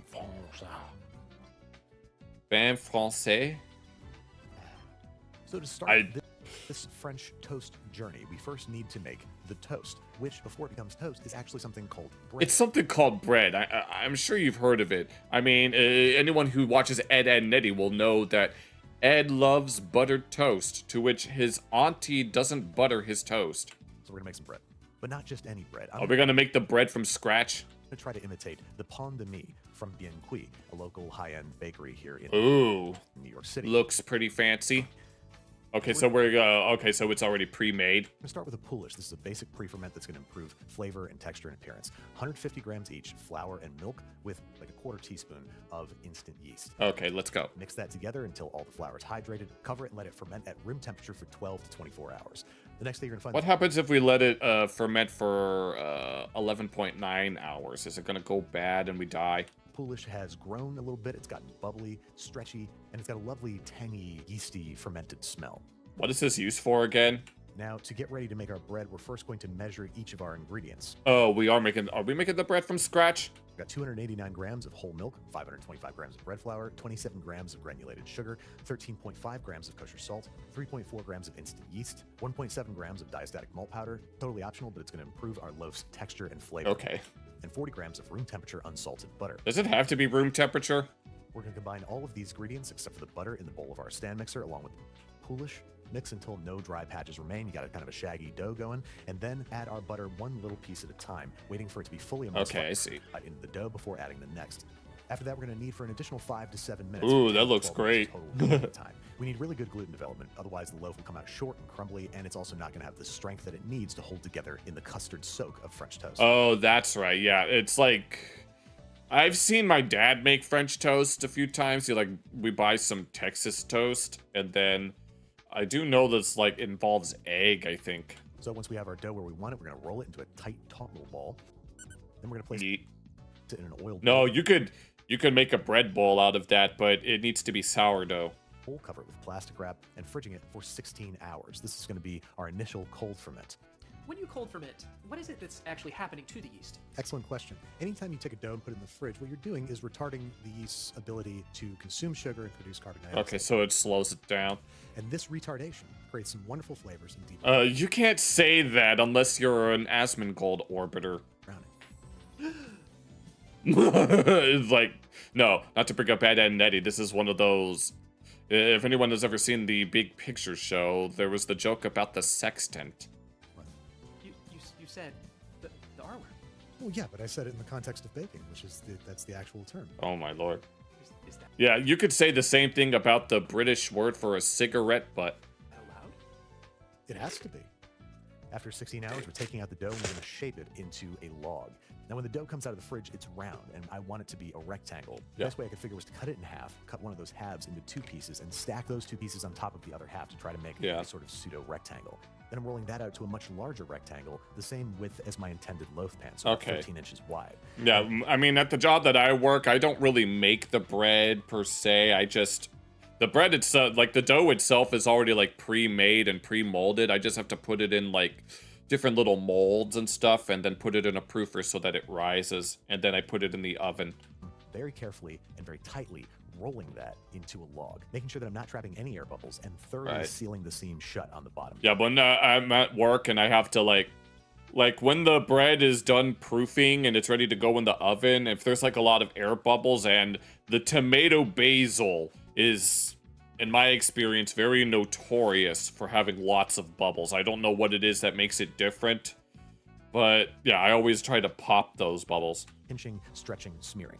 Then we're going to invert that, place that into a generously buttered Pullman pan, cover with plastic wrap and a lid, and ferment once again for another 12 hours. Okay. The second proof helps give the crust a lightly bubbled texture look you often see on grape bread, what I call subcutaneous bubbles, trademarked, or blisters. So once that comes out of the fridge, we're going to let it rise Like, I know with bread bowls, it's okay to have like little bubbles on the surface. It gives it that aesthetic. for anywhere from 60 to 90 minutes, depending on the temperature of your kitchen. If it's very cold, it's going to take longer to rise. If it's warmer, it's going to take less time to rise. Right. Simple thermodynamics. Yeah, and especially if there's more moisture, it also helps out a lot. I assume. Basically, we want the dough to reach 80 to 85% the height of the pan before putting it in the oven. Now, Yeah. Like where I work, when we let the bread rise in the proofer, we have to make sure that we can see it like above the mold that we put it in. Although I have been known to cut corners. Oven, we've preheated it to 450 degrees Fahrenheit. We're going to give it an initial hot bake with the lid on for 10 minutes before reducing Yeah, the different breads that I make, they usually vary in temperature. the temperature. Like we have the white miche that cooks at 360, and then we have the other breads like the sourdough and the miche and the tomato basil that cooks at 400. to 400 degrees Fahrenheit, baking for another 25 minutes. Then we're taking off the lid and baking for another 10 to 15 minutes. Then we're going to remove Use convection on this last stage to get an even more brown crust. But another thing is that we usually put the breads and stuff through a steam cycle, like for like 10 minutes, like 20 seconds of steam for 10 minutes, and then we cook it until it's basically like not necessarily golden brown, because it kind of depends on the bread itself. move it, put it on a rag, But and that let looks pretty nice. it cool completely, at least That looks great. 4 hours before slicing and doing anything with it. But as you can see, for the most part, it's an exemplary sandwich loaf. with Yeah. The deep, complex, almost caramelized. No, you can see like when he was he wrapped it around, and you can see like like almost concentric circles. flavor on the outside. The crust looks fantastic. Normally not a big crust guy, but with toasted French toast, it adds a wonderful layer of crunch and depth of flavor. You can also Those see look the pretty texture of the good. bread when I squeeze Although there was a big hole, I saw a big bubble there. it bounces back. It has Yeah, let's go. strength and resilience. Yeah, because like typical white bread, processed white bread, like Schwabels among others, like you squeeze it and it kind of stays squished, especially if you squeeze it hard. It means that it's going to be able to soak up a lot of custard without losing its structure and turning into Yeah. mush. The Haters will say toppings. American breakfast is too sweet. So why? I mean, cereal, like commercial cereals that you see like kids commercials for. Yeah, those are mostly sugar. But when it comes to like actually making something, it kind of depends on what you want to do. Why doesn't this French breakfast get the same criticism? Haters, by their own nature, are going to hate. No shit. If the hater you're referring to is Johnny Harris, then I have to agree with whatever he says by default. 'Cause damn, I don't know who that is, Damn, he's good. but apparently he's good. Now, before we French any of this toast, we need to make our toppings. First up, I'm going to make a blueberry compote using That sounds nice. Preserved lemons. some preserved From Morocco. And preserved lemons have this really wonderful, almost savory, unctuous flavor to them. A Do they? I've never heard of a preserved lemon, though. slight bitterness. So we're not going to do too much. I'm just going to take about a quarter of this preserved lemon, finely chop it, and add it to taste. And I don't want the Okay. compote to be too sweet. We have a lot of sweetness going into this, and I want it to taste more of berries than of sugar. Right. So Yeah. I'm doing 2 cups of blueberries to 1 cup of sugar. Yeah, that's how I am with, like, other foods as well. I don't want too much of one thing over another. I like there to be a balance. I'm also going to add our preserved lemon and a hefty pinch of salt. Bring that up to a simmer for 5 to 10 minutes. Let all that fruit break down. Let all the flavors get to know each other. Give it a taste. That looks for great. seasoning. And he said it's blueberry? Acid. So I added some fresh lemon juice to bring some zing. Let's and go. It wouldn't hurt you if you threw a little splash of vanilla in there. Vanilla extract, vanilla paste. Either way, it's going to add a little bit more depth and complexity of flavor. So Oh, it's gonna be a perfect that looks pretty good. compote for our French toast. Now onto the syrup, and we're not just doing any plain Jane whatever out of a bottle syrup. All right, good night, Jackal. We don't roll like that. No, we'll make our own syrup straight from the maple tree. Do we, Babish Nation? Instead of making a pancake syrup that's inspired by Sam Yu of Golden Diner, a mixture of 1 cup real maple syrup. Okay, so we just have the syrup already. Stuff. 1 tablespoon of red miso. Red a little miso. splash of mirin. I'm going to bring this up to a bare simmer just to get everything dissolved and mixed together. I'm also going to add a little splash of some of this spiced rum. You can just use Captain Morgan's. Spiced rum. Where is the rum gone, as Captain Jack Sparrow would say? I almost said Japton. A little tub of this homemade stuff. Then I'm finishing things up with 2 tablespoons of butter. This makes for a pancake syrup whose sweetness, richness, and deliciousness cannot be properly described by me with my mouth and brain here today. All right. Now, I really like French toast with whipped cream, but when it's just whipped cream, it's only adding more fat and richness. It's not adding any other characteristics. Yeah. So I want to make sort of a cream cheese. We're going to make a fancy whipped cream, basically. Frosting whipped cream, if you will. But Sorry. Instead of cream cheese, I'm going to use creme fraiche because it sounds fancier. Creme fraiche, yeah. Basically, I'm going to combine 1 cup of heavy cream, a 1/4 cup of creme fraiche, 1 tablespoon of sugar, 1 teaspoon of salt, and a 1/2 teaspoon of vanilla extract in the bowl of the stand mixer. Whip it up to stiff peaks, and there you have it. A lovely sweet whipped cream with a nice tang of creme fraiche. That's good. Soak and stale. For those that are curious, what is English toast? What is English toast? You put beans on it. English toast is plain old dry ass bread But you put beans on it. with a side of nothing On the side of it tastes like nothing, and butter kept neatly in the fridge. pretty much.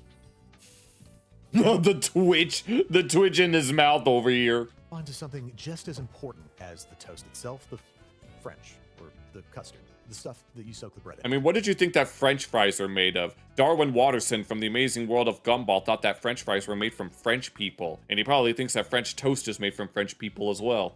I'm starting with 6 large egg yolks. We're only going with egg yolks here. That's going to bring lots of Just fat, yolks. richness, and an improved texture.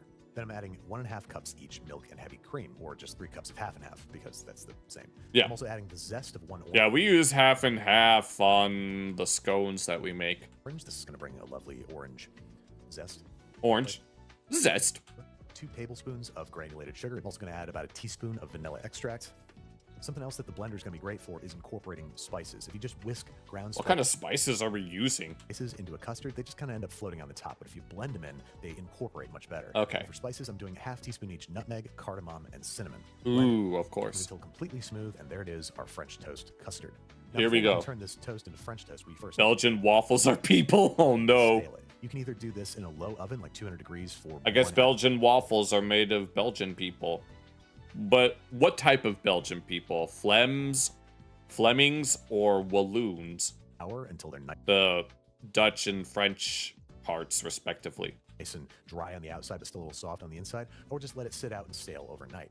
If you start with fully hydrated bread, you're going to end up with pretty mushy French toast because it's going to soak up all this custard and already has all this moisture in it. Now, with the custard, you could, of course, pour it out into a bowl and dip the toast one at a time. But a much more efficient way to do things is to place all the toast in a rimmed baking sheet, a nice high-walled rimmed baking sheet, and pouring the custard over top, making sure that you hit the top of each piece of toast with the custard, and then letting it soak, flipping halfway through. That's an interesting way to do it. How long I don't remember how my dad does it. He just does, like, basic stuff. do you soak? This is going to depend on a number of factors, the biggest 2 being the dryness of your bread and your personal preferences. I want just a smidgen of actual bread in the center of my toast. Yeah, I would like to be able to... Yes, I'd like the flavor of the...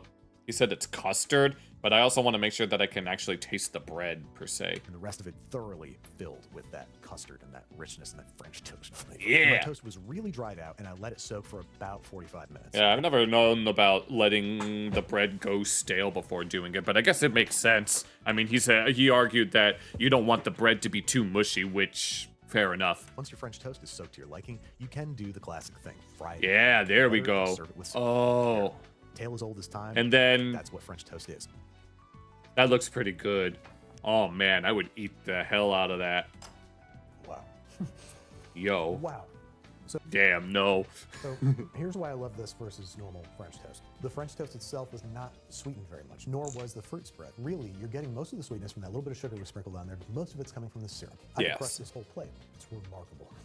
But let me guess, this video is not done yet, so he's probably going to go above and beyond, and It's a we're very all here balanced, for very it. decadent, gorgeously flavored French toast. It looks amazing. All that to be said, I want to try something different. Brûlé français pain.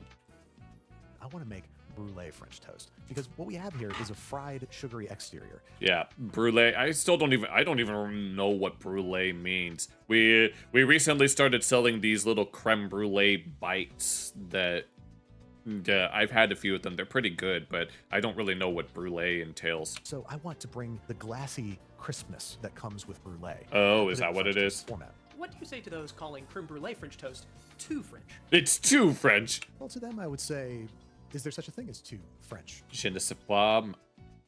And they would say yes, and I would say what? It's called going to France itself. Where is the line? And they would say, you're being pedantic right now. I'd say, you're being an asshole right now. And they'd Being pedantic sounds like the Metatron. say, well, I'd say, well, you. Then we'd come to blows. As so often happens, fisticuffs would turn to a passionate kiss that No. would be immediately withdrawn because we're both married. Would it be a French kiss?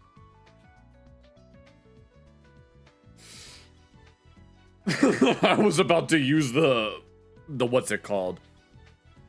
Yeah, I was about to use the Among Us thingy, but I was like, I'm borrowing a technique I've seen Nick DiGiovanni and the New York Times do. Basically, we're making a mixture of half cup of butter to 1 cup of dark brown sugar. ooh. Melting that in a saucepan, stirring until homogenized, and then spreading it on the bottom of a non-stick rimmed baking sheet. Oh, are we gonna put the custard on it? Then I'm digging out my Oh. toasts and then just shingling them on top of the sugar mixture in the rim baking sheet. Okay, so that's Then what this it whole guy's is. going into a preheated 375-degree Fahrenheit oven for about 25 minutes. Then I'm gonna take them out, flip them onto a non-stick rack, brulee side up. Then you can either keep it on the rack and throw it under the broiler to get it nice and crisp, or put it back into our original non-stick rimmed baking sheet and just bake Okay. it for another 10 to 15 minutes to really crisp up the sugar on top and give us a brulee-like French toast. Okay, I see. That looks There amazing. you have it. We have our rich, creamy French toast with a crunchy Let's sugar go. topping, ready to be plated and enjoyed. And just listen to how crispy this is. Oh my god, no, you can hear it. I hear it in the headphones and it hurts. Oh my god, no, that freaking high-pitched scratching sound. No, that's how you know it's good. I'm going to top that up with our preserved lemon blueberry compote. Let's a big go. scoop of our creme fraiche chantilly. It's just not French toast without a generous sprinkling of powdered sugar. And of course, our bespoke red miso. Let's go. And all there's left to do is try it. Let's For go. More, we're headed to the studio where Babish is about to take his first bite. Okay. Ooh, Yeah, he said we're going to the studio and he's already here. there's still a really good crunch to it. Okay. Yo. Oh, man. Oh my god. When something like this gets caught up in your beard, and it's like, god damn it. Sweetness is coming specifically from And now you have to wash it off because you don't want sticky stuff in your beard. the brulee and the syrup. The French toast itself, the berries, these are sources of richness and acid and spice. Not only does that diversify the flavors and let different flavors and sweetnesses and textures hit your mouth at different times, but also it just balances out the sweet. So this is not so sickly sweet as French toast usually is. Even with the brulee, that's unbelievable. I love the acid hit from those really lemony blueberries. Oh my god, I wish I could try that. I mean, I can't really eat too much sugary stuff, but I'd imagine that there's not that much in it. Not only the top's nice and crunchy, the crust of that bread is really something special. Because of the slow fermentation, it forms almost a flaky, layered exterior, and that gets translated all the way through to the end product. The crusts of this bread, for once, are maybe the best part. They're coated in crystalline sugar, and they have an almost, halfway between a brioche or a croissant kind of flakiness. That sounds amazing, though. I know I've said that, like, how many times did I say that? I'm just trying to be transformative. So much flavor. So I really much. hope you guys give this one a try for yourselves. It's very labor intensive. No, if only one day, if I'm fortunate enough to be able to just do this whenever, then I definitely make my own meals. But worth it. And if not, I hope that you picked up a tip or trick that you might put to use in your next batch of French toast. Let's go. Thank you so much for watching. Please comment below what you want to see me make next on this show. Okay. That was fun. Not too much to talk about. I don't understand why this is flashing rapidly, but okay. Everything's looking good. What was the next thing that I wanted to look at? There is one thing that I could look at, but it might be a bit too intense. But there's this one video that caught my eye by a Tozy about a TikTok bodybuilder that might lose both of their arms for looks maxing. But it's from last month, so it's kind of out of date. because because Atozi is what we would refer to as a slop tuber, otherwise known as a commentary channel, and they're always looking at whatever happens to be hip and now, in the sense that they're a lot more up to date on these kinds of things than I'll ever be, because I don't have enough time to make and edit videos. But I don't care. We're gonna look at this because I don't know that much about looks maxing, but I at least want to look at this in particular because I feel like that it would be something worth talking about, even if it is a month old. But before we take a look at it, be sure to check out Atozi's original video, or at least watch it along with me, as we go ahead and see whether or not this look maxer might lose their arms. Now, I was looking at the thumbnail, and I actually made the point a few streams ago regarding, I don't remember what the context was, but I was mentioning how it is possible for your muscles to straight up explode if they're like way overtuned. I don't remember the context of me talking about it, but I definitely remember talking about it on stream. But let's go ahead and see. And it's a Russian TikToker, huh? This Russian TikTok bodybuilder injected his arms with petroleum jelly for— Excuse me? Petroleum jelly? Not even 3 seconds in. And we're already... No. That looks fucking nasty. For clout. And now... For clout. Years later, he's undergoing surgery after surgery to cut out pounds of rotting tissue. And well then, it didn't take that long for it to go south, just like that. the worst part is, he might actually lose both arms. Who'd have thought? You're gonna be not a paraplegic, because I know that a quadriplegic is where you lose use of all 4 limbs, but I don't know if there's a term specifically for when you lose your arms. Would have thought that would have been a bad idea. Permanently skipping arm day and just deciding to fill your arms with Vaseline? Sounds pretty absurd when you say it out loud. At least when I play DDR, it's leg day all day, so I'm clear my legs are clearly pretty toned after that. Granted, I don't really keep track of that kind of stuff because it's not my concern. I mean, I should keep track of that kind of thing with how my legs do, but, you know. I mean, come on, this is a pretty basic life test. Don't inject your arms with foreign objects or foreign substances. Yeah, you'll never catch me doing that with any part of my body. Unfortunately, this guy is just yet another influencer who's a prime nominee for this year's Darwin Awards. Let's I go. haven't seen this guy in ages, though. I remember him years ago. I've never heard of this guy. This is my first time learning about him. Once in a while, I get some cursed Instagram. Oh my god, that looks nasty.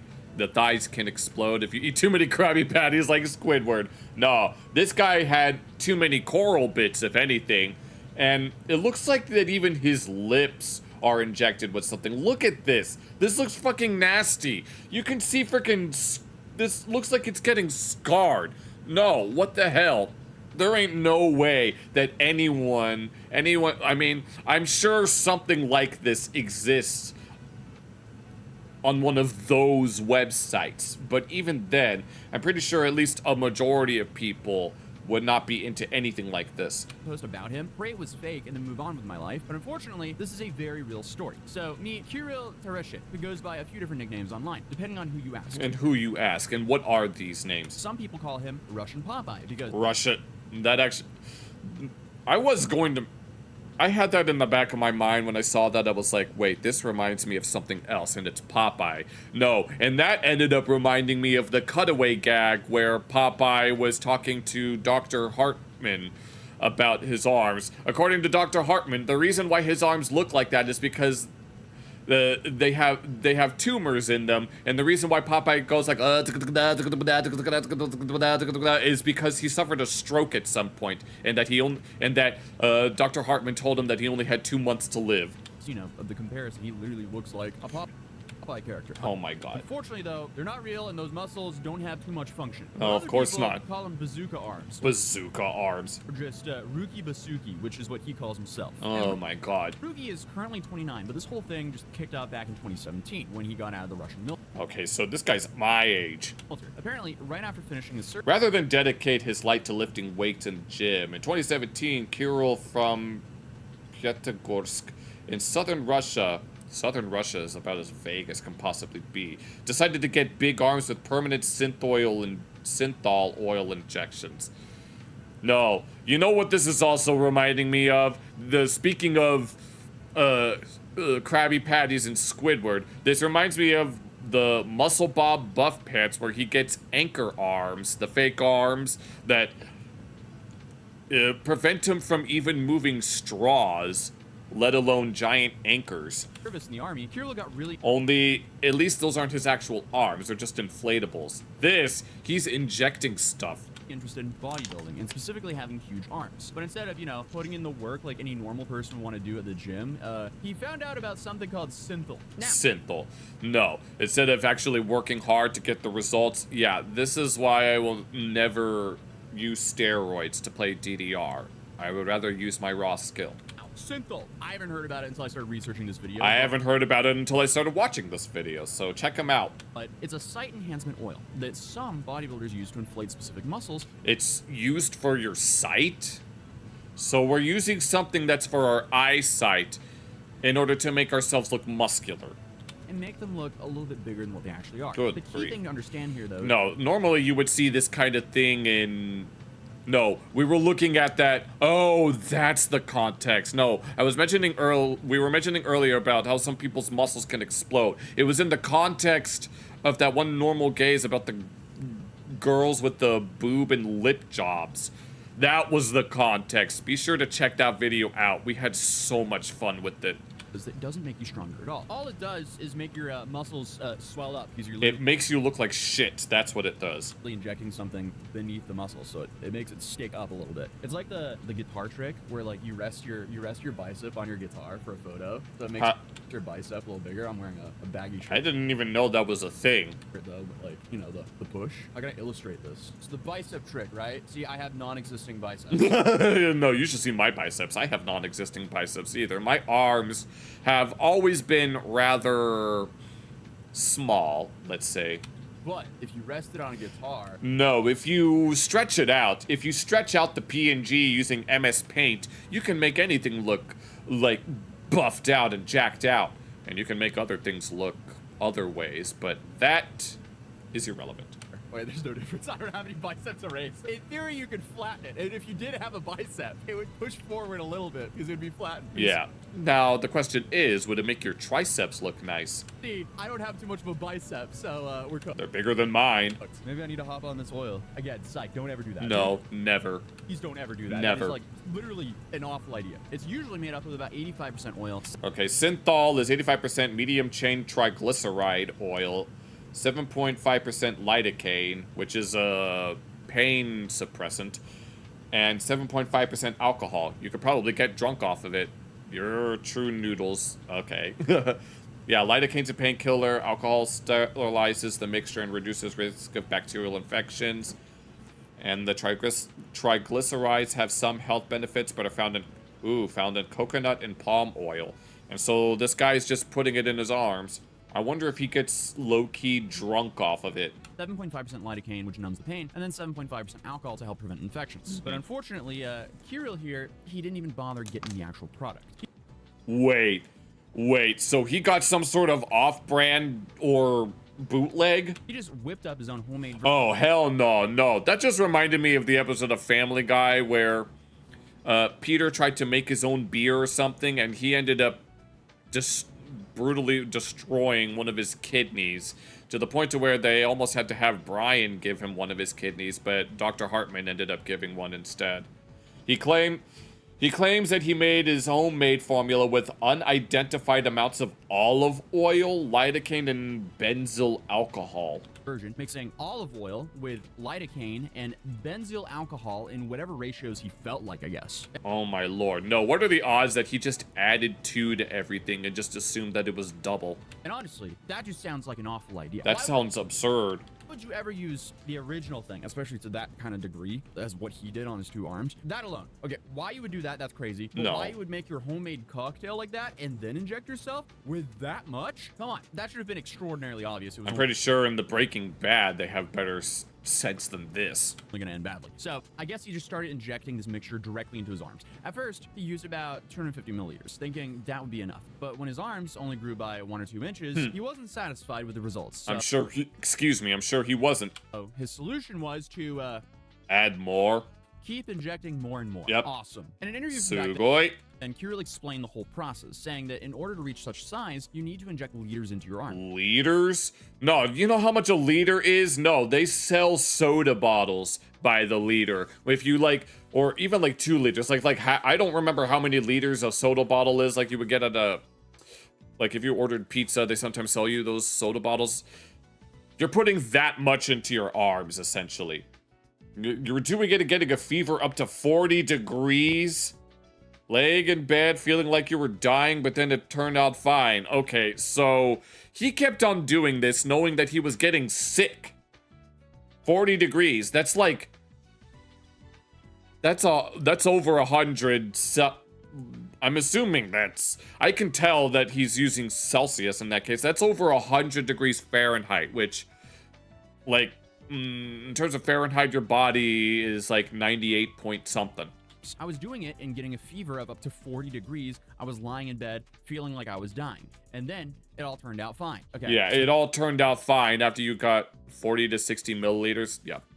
This is 40 degrees Celsius, by the way. Because Yes, the Celsius. if it was Fahrenheit, that would not be a fever. Yeah, that would be death. You were talking 104 fever, dude. And you didn't... 104. I don't even know what my highest fever ever was. I just know that when I get it, I get chills and I'm shaking and I don't want to get up out of bed and I have trouble sleeping and it's not very fun.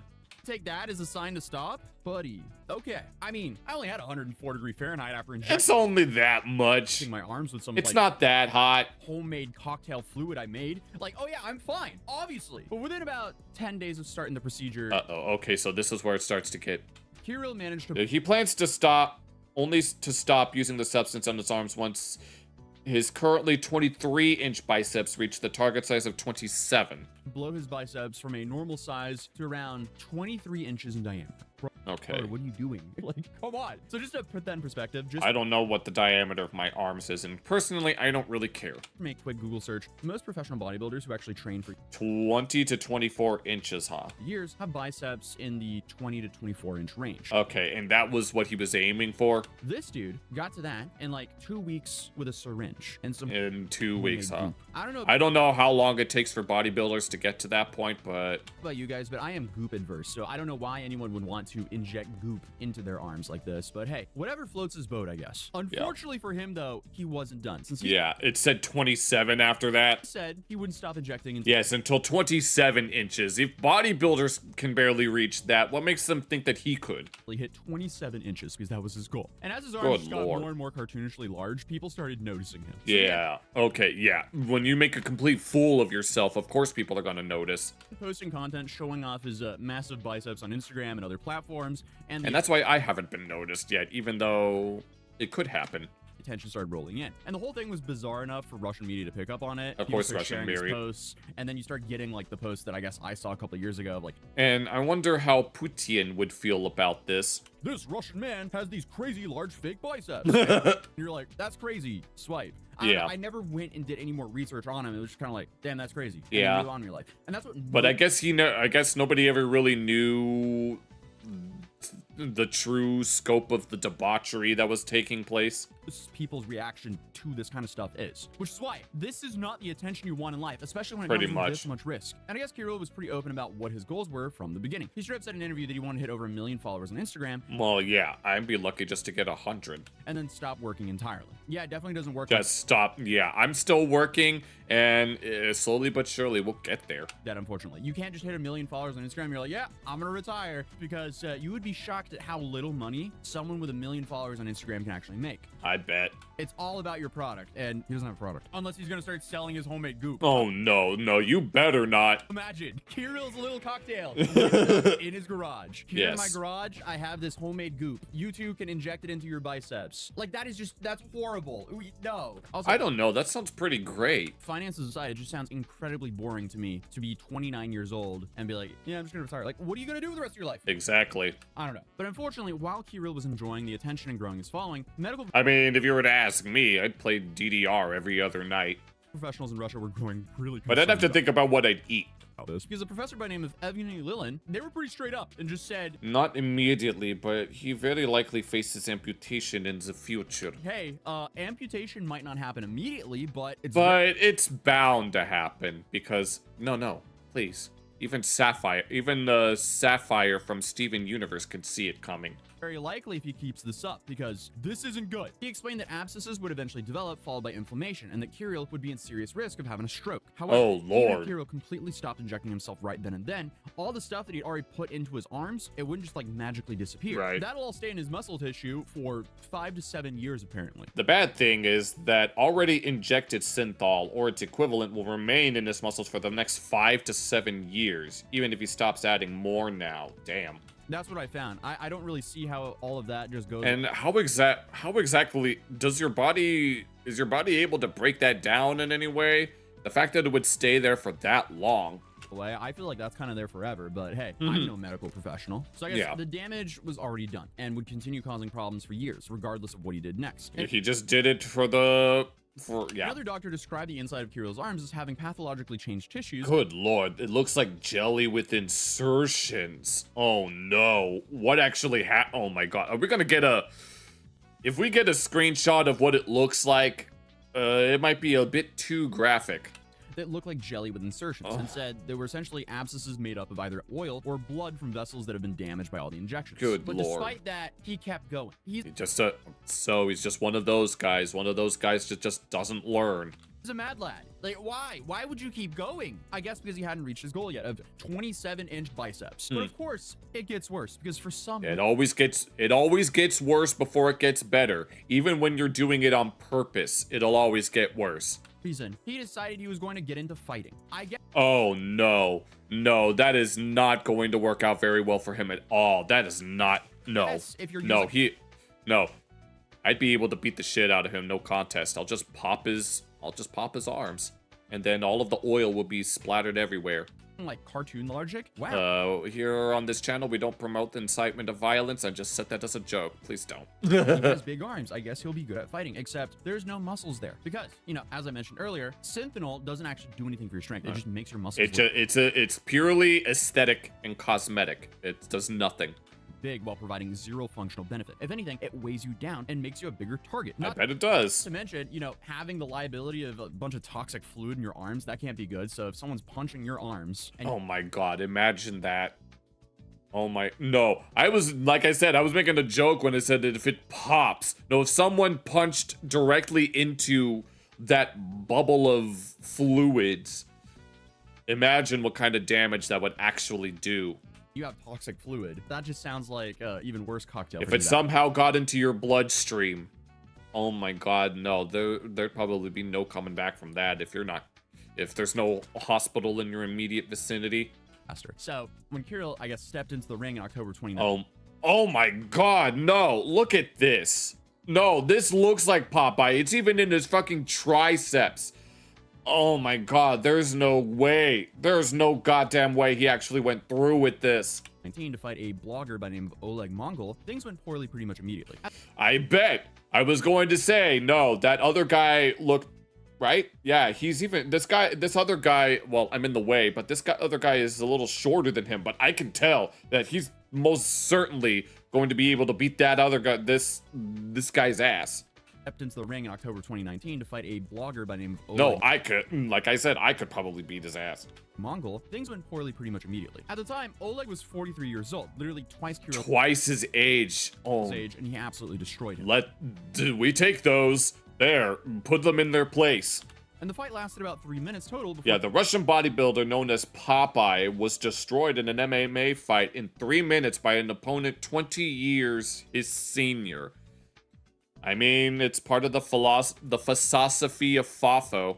Kirill tapped out after getting held down and choked. And that was basically the end of his MMA fighting career. Yeah, he freaking even.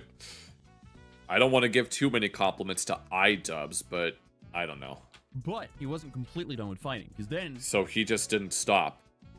The loss comes after Tereshin was beaten by a Russian slapping champion, Vasily the Dumpling Komotsky, earlier in the year. Komotsky flattened Tereshin with his first punch proving that fighting may not be his calling. He signed up to a face slapping competition against. I didn't even know. Wait, face slapping? That's a thing? That sounds like something that stereotypical. That sounds like something that, and if an American cartoon were to do something like that, it would probably be between stereotypical nerds and geeks, like on the level of Napoleon Dynamite. It's a guy by the name of Vasily Kadmovsky. And this guy was apparently Russia's champion at slapping people in the face. I didn't even know that was a thing. Is it a specifically Russian thing, or are there other places that do that? So obviously, that went terribly. Kiro came out of the contest half awake, barely able to stand. No, what a... out barely conscious and was barely able to stand. But by late 2019, the situation was so bad that Kirill couldn't really ignore it anymore. That's when the Russian model and activist named Alana Maveva got involved. Okay, so we have someone who knows what they're doing. Alana worked with people who had botched plastic surgery and cosmetic procedures. Okay, I figured. And when she saw what Kirill had done to himself, she decided to help him out. Okay.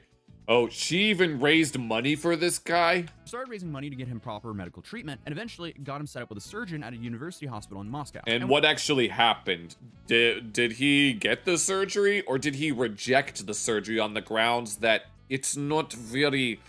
I need to keep on doing the looks mixing? When the doctor eventually opened up Kirill's arm and looked inside... Oh, okay, so we looked in. Oh no, are we ready? Let me guess, there was cosmic horror within. What he found was somehow even worse than what he could have expected. Yes. First off, as we mentioned earlier, he hadn't been using actual synthol like he was claiming. Yes. The doctor He got found out. discovered that what Kirill had... Yes, the Durgin... Okay, Dmitry of Syechenov Moscow State Medical, who performed the operation, said he had 25% more of the Vaseline-like implant to extract, which would take at least 3 more surgeries. Had actually been injecting was just straight petroleum jelly. So he was injecting essentially Vaseline that you buy at the drugstore that's meant to be on your skin, not under your muscle Okay, so he was doing more than just that olive oil concoction. And again, unfortunately for him, he injected about 3 liters. 3 liters. No, I actually need to look up how many...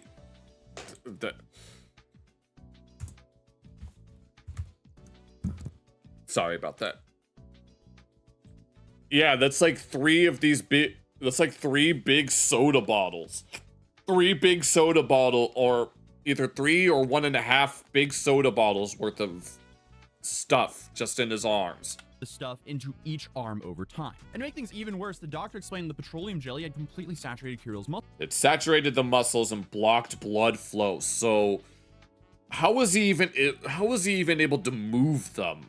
Is the question. I mean, that's what muscles are for. It's for movement, and as a result, the tissue dies and gets replaced with a scar, which is as tough as a tree. Really? Is that actually what happens? Like, I know that like bones and muscles are both very much interconnected with each other. So much so, there's a congenital disease that you can get where if your muscles get bruised, they can turn into bone, and it basically turns you into a living statue. I don't remember the name of it. It has a name, but I remember watching a video about it, about like a boy who had it, and so the mother had to make sure that her son was in as safe of an environment as possible, lest his muscles all turn into bone. And the fact that it said that the scar tissue was as tough as a tree pretty much reminded me of that. Muscle tissue and block normal blood flow. As a result, the tissue just died and got replaced by scar tissue. And the scar tissue was so dense and hard that it almost felt like wood. Apparently, you could knock on it and hear a solid sound. That's... Once again, it wouldn't surprise me if that's exactly what happened. Nice. If it just turned into bone. Can't believe this guy did Pseudo this bone, himself. even. Apparently, though, during the first surgery, which took about 2 hours, the doctor managed to remove about 3 pounds of this damaged tissue and petroleum jelly mixture from one of Kirill's arms. And that was about 25% of the total damaged material. Okay, so we needed... So they mentioned like 2 more or 3 more surgeries. Needed to come out. He said that Kirill would need multiple additional operations to remove the rest, and that each surgery was complicated. Okay, the side effects of synthol are manifold. They can also cause damage of nerves, oil embolic of the pulmonary, occlusion of the pulmonary artery, myocardial infarction, cerebral stroke, and infectious complications. I'd imagine. Because of all the important nerves and arteries that were tangled up in the mass of the scar tissue and the Vaseline. And around that same time, he also revealed that his first plan was way more ambitious. He There's no way. originally wanted to inject. He wanted to inject it into. No. No. You don't want to. Fuck no. This stuff He wanted to put it in other parts. Oh, let me guess. He wanted to do it the way that, like those guys that we looked at the other day, who put all sorts of stuff in. The one lady that put a whole bunch of stuff in her lips, and then the other that put a whole bunch in her boobs. Let me guess. He was trying to do that as well. other parts of his body as well, but stopped when his arms had, some serious problems. Yeah, no shit. And honestly, that Oh my god. might have actually been the first reasonable decision I've seen him make. Good. Well, But yeah, it came out- but let me guess. He continued to make more Carol has- bad decisions. Tedeshin admitted that his motivation to pump his arms full of oil was to attract beautiful women, saying it was impossible for an ordinary guy to date such girls. You'd be surprised, let's be real. So he spent $15,000 on having his face done, really. Spent something like $15,000 on various cosmetic procedures, including facial fillers. And this is apparently all because he thought it was impossible for a regular guy to date attractive women without these modifications. Dude, No, you'd be surprised. I'm just saying. you would be so much better off without any of these modifications. This does not make sense. This is literally all in your head. This is It body is. dysmorphia. Pretty much. No, he pretty much said it perfectly. I feel bad for him. His body dysmorphia will explain why he's doing all the stuff that he's doing. So does he view himself as just very, very scrawny, even though he might not be that skinny? Because I definitely Oh my god. Wait, is this his post-op? No, this... Oh my god. No. don't see the appeal in spending No, I can tell that his lips are full of filler, and I don't like it. thousands of dollars to look like handsome Squidward. That's perfect.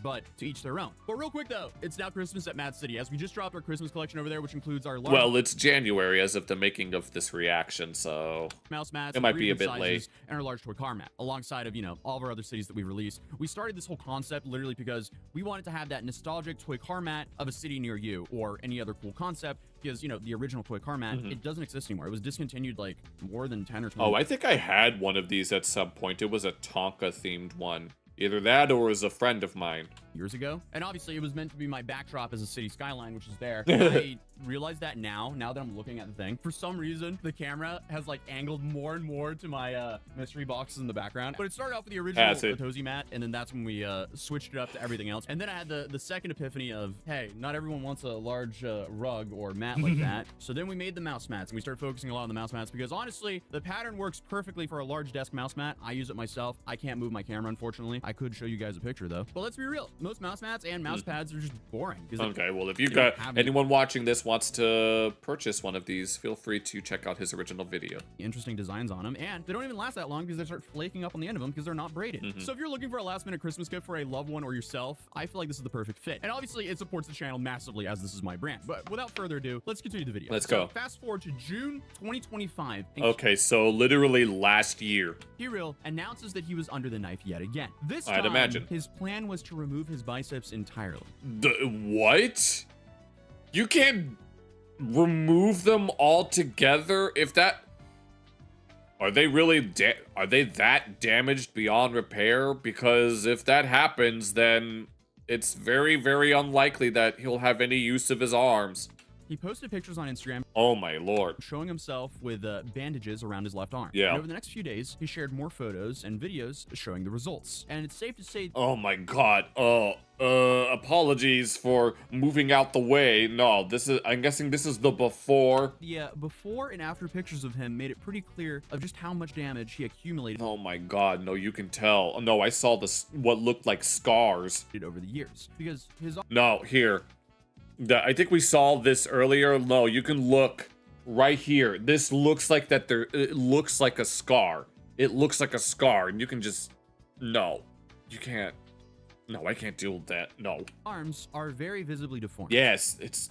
Nasty. And the video showed his range of motion has been extremely limited. I could tell. But then in November of 2025, things Okay, so this is literally just a few months ago. apparently got worse. Again. Again. Reports are coming out of Russia claiming that Kirill was now facing the possibility of losing both arms due to a severe infection. Yeah. According to these reports, one of his biceps had actually bursted. I knew it. I knew it. I told you. Something like this could happen. In that video, I mentioned that if you put, I guess, like, well, he was, like, removing them. He was trying to remove them before, but you put too much filler in your lips or whatever, even if you had to, like, get more skin from, like, other parts of the body, they can burst. They can burst. Open. A freakish-looking gym goer shared stomach-churning footage of how his bicep had burst, leaving a large hole with rotting tissue underneath. That is... good fucking lord. Leaving a hole with rotting tissue visible inside. And And he just and this was just simmering for who knows how long. claims were that he needed Yeah, he needed multiple skin grafts, but he can't do it until this infection clears. multiple skin graft surgeries to save his arms, but the infections had to clear up before the doctors could even perform those operations. And they suggested that time was running out. They require a vascular surgeon, a plastic surgeon, and a reconstructive surgeon. And that the procedures would require a whole team of specialists, vascular, plastic, and reconstructive surgeons all working together. So apparently, after years of injecting Vaseline, that caused his tissue to develop fibrosis, and then necrosis as Fibrosis, huh? his body, as you would expect, Oh my lord. rejected the foreign material. And I guess even though he had surgery back in 2019, the infection was supposedly so severe now that the wounds wouldn't heal on their own. Good lord. However, Kirill himself came out and denied these reports. Oh, really? So he hasn't learned his lesson, huh? So after all of this, he was at risk of losing his arms. And he wants to brush it off like it's no big deal, huh? He posted a video on YouTube saying this. Hello again, everyone. I now want to make an appeal again and protect people from unreliable news regarding me. Now, the second wave has started again, and they started news about me that my tests are crappy, but not suitable for surgery, and they will amputate his arms. Guys, don't trust the news in publics, in general to anyone where this is posted. They do this to attract attention to their channels. Says the guy that did this to attract attention to his fucking Instagram. Everything is fine with me. The tests are really, well, not exactly terrible, but they are good enough for... Yeah, we're not even going to let him finish. To auto-translate that, but essentially it was like, everything is fine with me, the test went really well, my arms are well enough for skin graft. Yeah, and he said that all of these other all these channels are just doing it for attention. Yeah, and he's the one that's also doing it for attention, so it looks like the shoe's on the other foot. It will happen this week. So whether the amputation risk is as immediate as some media outlets are claiming, or if things are more stable than that, I mean, it's hard to say. Who knows? He could be BSing, or hey there, they Dan. could be BSing. But at the time of the recording of this video, he's still active, and his latest... He's... Oh my god, no. Let's give it till the end of the year. If his arms don't stop working by then, post we'll was see. Before and after of the Oh my lord. Oh, so he got... Oh my god, this is nasty. procedures of his face. And he removed all of this? Good. And honestly, it's almost unbelievable how much his condition has improved, which goes to show you he would have been infinitely better off without doing any of this. Yeah, And pretty much. clearly, he understands that now, so there's no real reason rubbing this in. But whether this story ends with Kirill making a full recovery or dealing with more serious complications, that's still up in the air. Well, So, he's making it seem like it's no big deal, even though he's at risk of losing his arms. at the very least, what happened to him should be an extremely clear example to never do any of this to your body. Never. I will never inject anything like that. There's literally no upside of doing what he did, even if he did it properly. Like, if you desperately want big arms, go pick up some dumbbells almost every day for a couple of years. Pretty much. And then you'll have big arms, even if it takes longer and doesn't get you viral overnight. But trust me, you don't want to go viral for the reason he did. But Yeah, pretty much. Crypto millionaire who sued me is now facing 15 years in prison because we had to walk 15 miles through the snow just to get to school. Okay, well, that's that. Sorry about... Well, yeah, that's crazy. It's like... Yeah, let this be a lesson to everyone. Don't put fillers in your body, even if it's... Unless it's, like, something necessary. No, not to bring up that other video that I made, but it's true. Okay. No, I've got time for like one more video, but I'm not exactly sure what I wanted to look at. I mean, we could look at this. Or actually, something we could look at is actually, you know what? I am going to look at this. We're going to look at how I to the power of I is a real number, but let me check the chapters. Desmos, explanation, definition, simple. Actually, I might not be able to comment on this. I might have to think about something.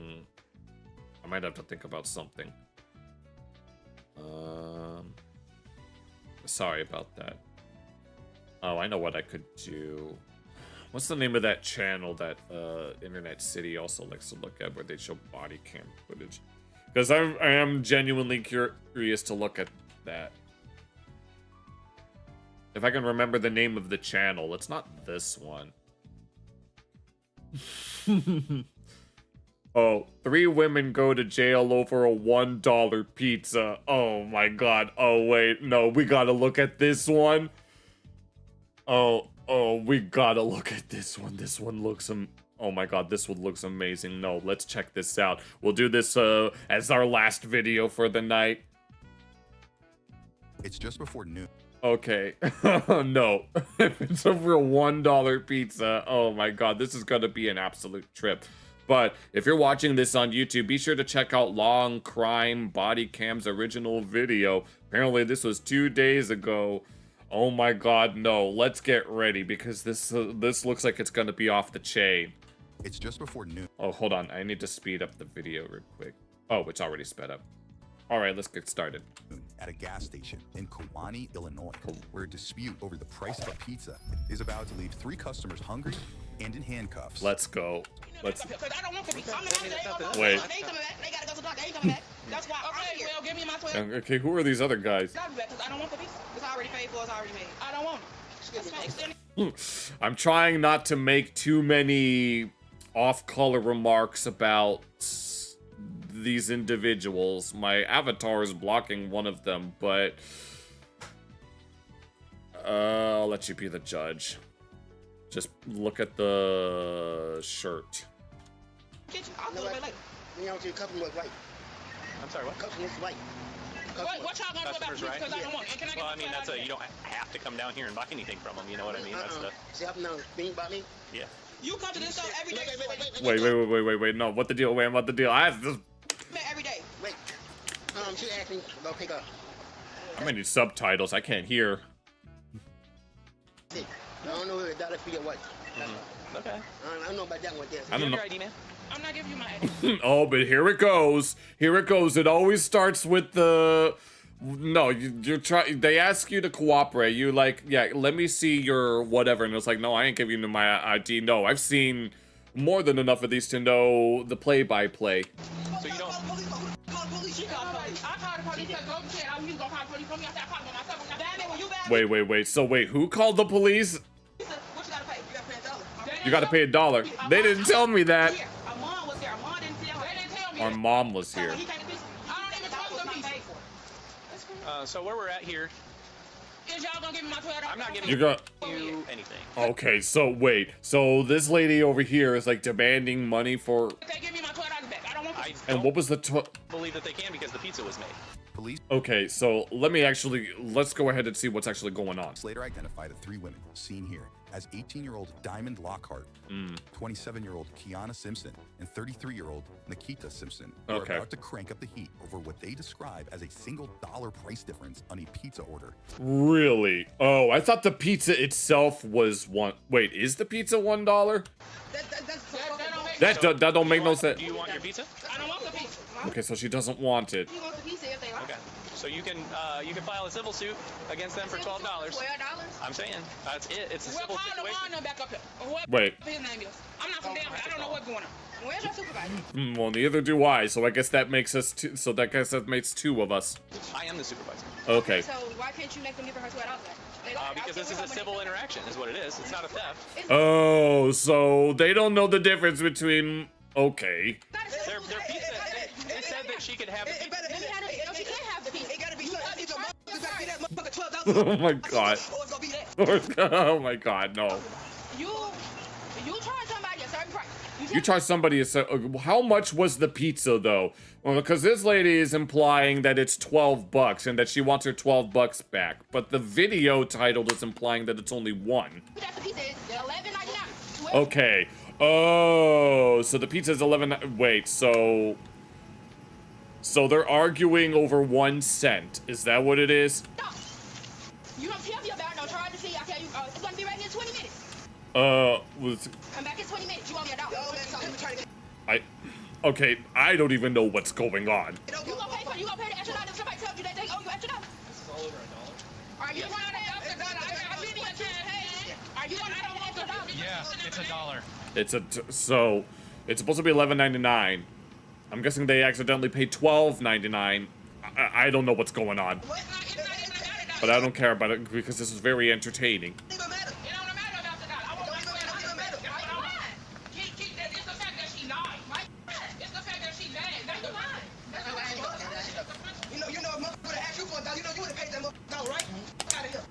No. Goof. Do you want them to leave? Yes, please, baby. Okay, and that's the You clerk. gonna ask them if they want the pizza? That's a lie. It's a lie. It's the principal. I want my $12 back. I don't want the pizza. Okay. Okay, so she wants her $12 back and she doesn't want. I still don't even know what's actually going on. The principal of the situation. That's all I get. Ain't no You deal. can have your pizza. I don't want that pizza. Then you need to leave.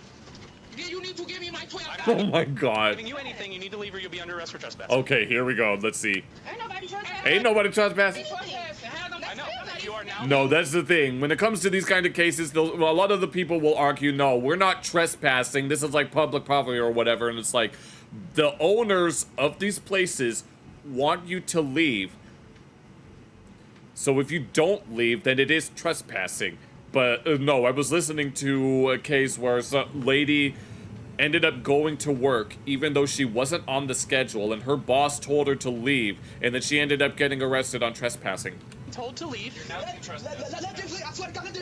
Okay, so this lady wants the others to leave, but she wants her $12 back because of something $1 pizza.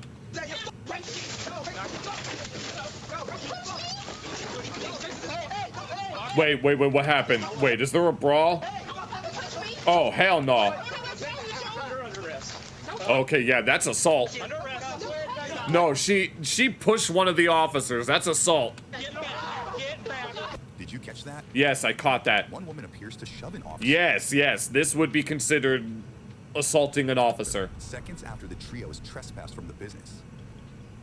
And then she gets into, that's what you get. You're under arrest.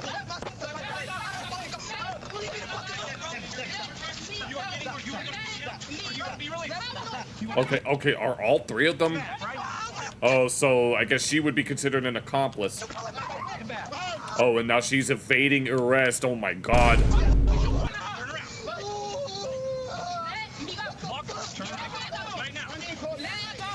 And this is all over a pizza, huh? No, the chaos is amazing. No, I'm sure that officers have more important things to do than something like this, but obviously it's still part of their job and they have to do it anyway. You kind of have to feel bad for them for something like this. All because they refuse to comply, or they do something as asinine as having the audacity to push an officer like that. And right now they're trying to resist arrest.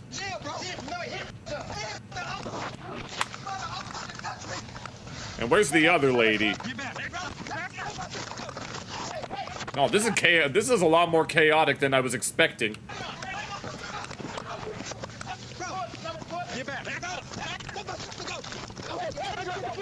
Oh my god, this is... Oh my god, I can't. I'm sorry. I know this is... It's just absurd. It's the absurdity. Must be good. It's a $12. Well, it's a $12 pizza, and I don't actually know what happened. But apparently they're arguing over $1 difference or something like that. One of the ladies wanted their $12 back instead of getting the pizza. But the owner of the gas station wanted them out of there, and so they ended up it's very likely that they're gonna get a trespassing charge. It's gas station pizza, so I can't imagine it'd be that good. Oh my god, bro! Oh my god, bro! Oh my god! Oh no! Yo, let me stand down, please. Okay. Can the real pizza shady please stand up? I'm getting very irritated, bro. Yeah, you're getting very irritated and you're trespassing. You're getting in my car. Turn around. Passenger side of my car.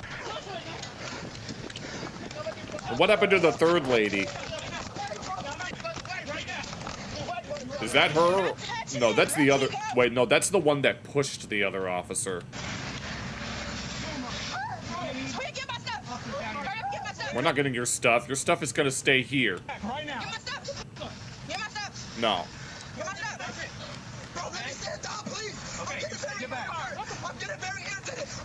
You're getting very irritated. Are you gonna say that again? Or is this like or is that the same thing just from a different angle? Oops. For real. Then y'all just wanna slam me on the ground? Like, bro, Yes, you hit me in the face. Yeah. Oh, oh. No, I saw the woman with the white shirt push one of the officers, but I didn't know that this lady hit him. you got my sister, bro. If she would obey, she'd be walking out the police department in 15 minutes. Now you're going to jail. You have my phone?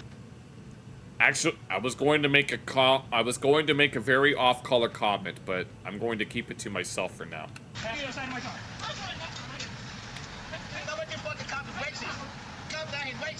Diamond and Kiana are placed under arrest after the situation allegedly escalated into multiple altercations where police said officers were, quote, pushed, struck, and had equipment damaged. Oh my god, no. I saw that footage. One of them was definitely pushed. Okay, so, Kiwani police officers dispatched to a CNX gas station for a civil dispute. It was an argument over the price of the pizza. But she believed it was one hot dog. Oh, I get it now. Okay, so they were selling it for $11.99, which you round that up to 12, but apparently they thought it should be 11 instead of 12, even though that's not how rounding works. Okay, so an officer attempted to resolve it by offering to pay the $1 difference, but apparently it's the principle of the matter, isn't it? Okay, one of them damaged a merchandise display near the building, pulling it down and okay, so there's destruction of property as well. So we have disturbing the peace, assaulting officers, trespassing, and destruction of property. Okay, then. That pretty much settles it right there. Fast food fiasco doesn't end there. And it keeps going. It's already being recorded. You put your hands on me. Okay, yeah. You did. And I didn't even do anything. You didn't do... They always do this. They always do this. They say they didn't do anything, even though you... No, I saw the footage. I saw that footage. You pushed him. I saw you shove one of the officers. You did everything, if anything. You're not even supposed to be touching me. You're not. You assaulted them. This is what you get. You're a hoe, bitch. You're not even supposed to be touching me. You're a hoe, dude. You're not so. No. Yeah, and these people have the audacity to tell these officers how to do their job. Oh, you're not even supposed to be touching me.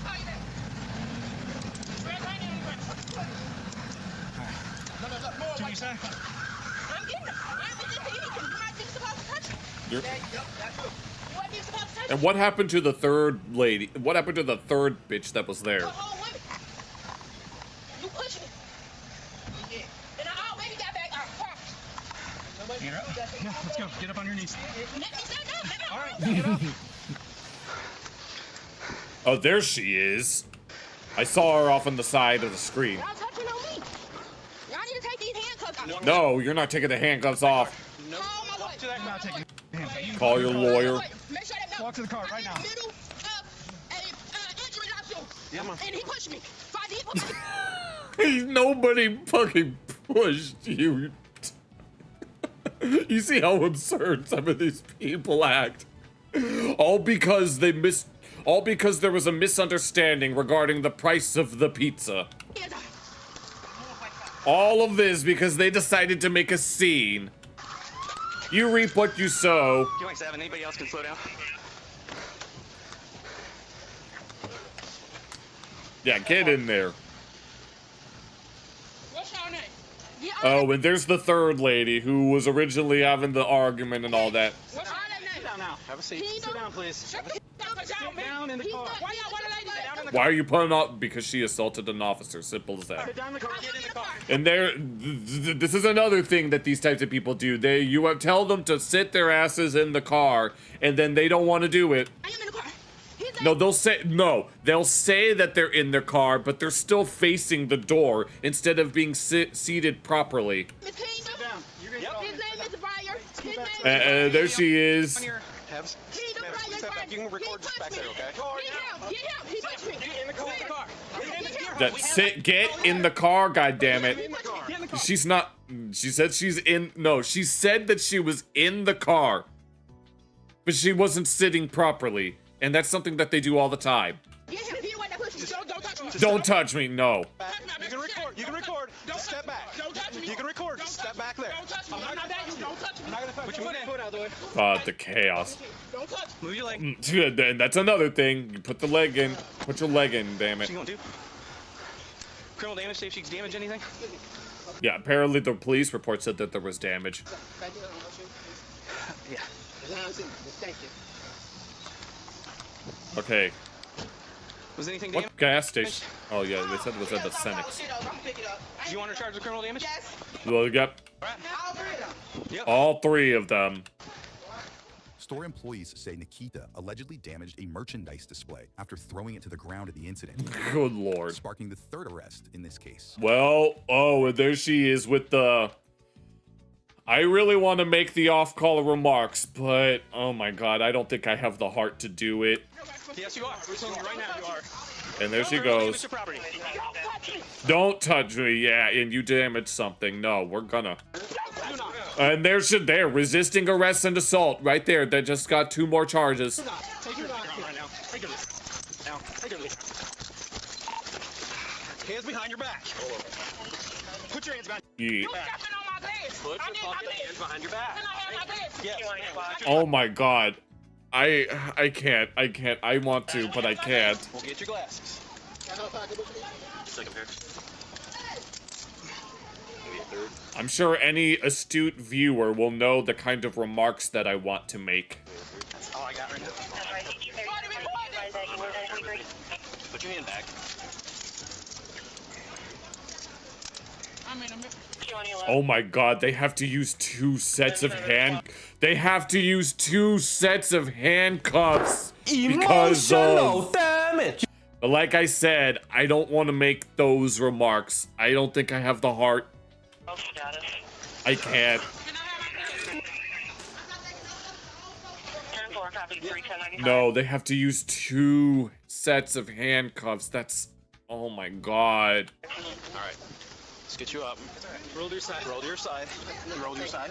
No, I cannot. My side hurt. I'm in the middle of the lawsuit. I just got out of an accident. Okay. You just got out of bed, yet you felt the need to throw down. I'm suing the out of y'all. We're gonna help you get up, okay? Don't touch me. I do it myself. Don't touch me. We're gonna help you get up. I don't want you to touch me. Don't touch me. Get up. No. She hit me very, very hard in the side of the head. Okay, yep, assault. Yes. Come on, bro. Come on, man! Police got the felony gang. Y'all out here tweaking, bro. Oh lord, oh wait, is that like a brother or a husband or something? That's a felony. I just had off that shit. Can she get up? You can meet us at the police department. Alright, we're gonna get you up to your feet, okay? I don't want y'all to touch me. Don't touch me. Please don't touch me. Alright, then get up. Don't touch me. Y'all gonna be here for all day. Don't touch me. Yeah, get up. Well, that's not gonna happen. We need you to get up. She probably can't. Don't touch me. Send me a woman cop. Don't touch me. Do not touch me. It doesn't matter. We told you to get up, and you didn't want... Well, she probably... Well, she had to have gotten up some way. She probably can't get up now. Don't touch me. Stand up. Take your legs off. Don't touch me. Stand up. Don't touch me. Good lord. I me go. can't. Let me go. More charges. Let me go. I don't want you touching me. Don't let me go. Doesn't matter. Let me go. Don't touch me. I like the car. And where's my leg? And where's her what? I think you're that'll remain here. I got him right here. Put him on my face so I can see. Also up the front. Don't touch me. Could you let me outside? Let me go. Nope. You're going with a slammer, girl. Can I have a cage? I don't. Do you want to use a different car? Yeah. He doesn't have a cage. Can we put him in one of your cars? Put him in your car. Is that cool? I'm not Here. used- I don't know. That's fine. Well, at least she got in the car. For training. So More than you can say about that other lady. well, Whoops. they were mad because there's a $1 extra charge for a pizza. So they didn't want to pay for their pizza. It's a civil matter between the store and them. Okay, what started out as a civil matter turned into a criminal one. And so they went back inside, started arguing back and forth. The store owner said, "Get him out of here, trespassing." So he told them to leave, and as they were leaving, one of them, grabbed the whole rack and just threw it down. So we tried to get out, and then they hit both Kingdon and I Oh my. several times. Yeah, that's ridiculous. Yeah, over $1, guys. Over $1. All because there was a misunderstanding about the All price. three are secured in And it's gas station pizza too. patrol cars, where Kiana and Oh my god, we're gonna get to see the... Diamond apparently decide they have more to say. Well, let's hear it. Don't touch me. No one's touching you. Oh, she's trying to get out of her cuffs. No. Knowing your, let's call it personality, and I'm trying to be nice, and it's so hard. She's trying to break out of them. No, not with those hands. Don't push me. Don't push me. Yeah, you're the one that pushed them first. He put his hands on me. He pushed me to the ground. Shut up. Shut your dumb ass up. Supervisor standing right there. Aw. Don't touch me. Oh my gosh, she just acting like she did nothing wrong. Bro, he just choked me in some more shit, bro. Apparently you slapped him. Like, what the You slapped one of them. You freaking crying, trying to get sympathy. No, Like, come on now, bro. And he just slammed me on the ground, gang. you slapped his face, It hurt my- and you tried to resist arrest. Like, bro, this shit is so stupid and retarded, bro. It is very stupid, but it's you who was doing it. What the fuck? What the fuck? That is the question. Like, bro, what the fuck? I don't understand this shit, bro. He just put his hands on me, then he choked me, bro. What the fuck, man? You should have just paid for the pizza. Then you just slammed me on the ground, bro. What the fuck? You trying to put your neck in my knee? Like, what the fuck, man? Like, this shit's stupid, bro. He should have just told my sister, yo, like, you ain't gotta pay $1 fee. He didn't even say all that, bro. Next, the Okay. Oh, we don't get the third one? trio arrives at the police station. Uh-oh. Okay, here we go. Let's see what As actually... you might Wait, are things gonna escalate? Oh my god, no. have guessed, things don't exactly get any easier. I bet. Let's see. Perfect. Hey, other cop, step out of the car, please. Could you get another cup, please? Another cop. How many cops do you need? Here's another one too. We got 3 now. 4? Is 4 enough? Okay, and she's still not cooperating. She wouldn't cooperate getting into the car. Now she's not cooperating coming out. Yep. All right, step on out then. We got 4 of them here. There's no 4 people in here. 3, 4. I don't see the other person. You don't see it. Okay, if it's outside of your field of if it's outside of your field of vision, then it clearly doesn't exist. But you... Oh, it's about to be 5. Come on, I'm asking you nicely. Let's stop playing Okay, and I'm games. telling you nicely too, sir. I'm trying to be nice. Try to touch me from the beginning. What are you doing? Yeah, well, I guess you didn't have to hit me either, so step up this way. Step this way, please. Just do it. All the way up. Just go.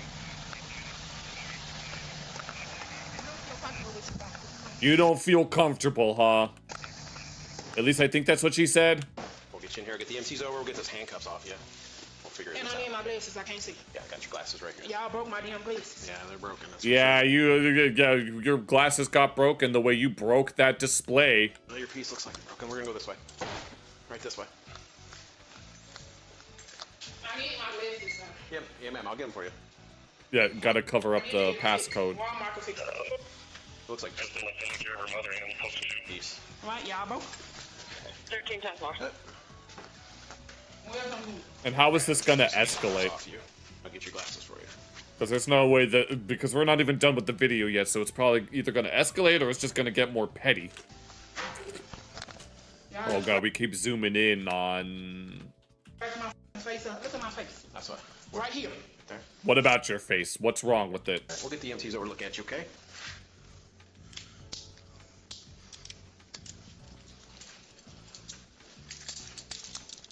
Is she gonna... One of two things is gonna happen. Either this thing is gonna proceed as normal, or she's gonna try to get away. I'm pretty sure things are gonna proceed as normal. Anything else on you? What's on here, like your bracelets, you can put those up here on the counter for me. I think she almost... Actually, never mind. Just because all your jewelry and stuff can go right up here. I'm gonna have you sit. Oh wait, and let me guess, she's not gonna take it off. While I get your glasses and everything figured out, get the EMTs over here to look at you. What was your name? Oh, that thing's a purse?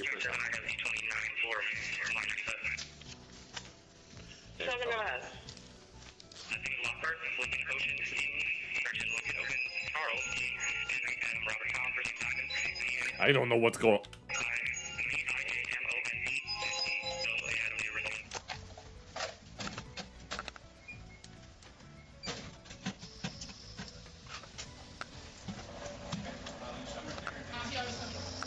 Alright.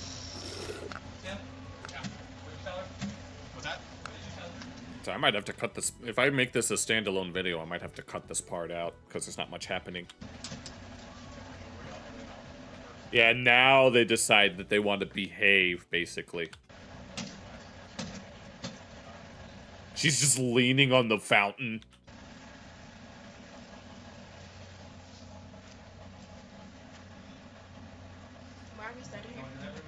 Why are we standing here? That is the question. Waiting for a room for you. Okay.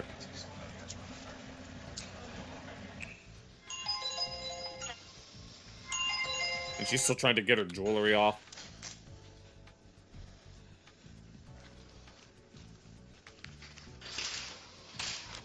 Okay, leave your stuff right there and have a seat.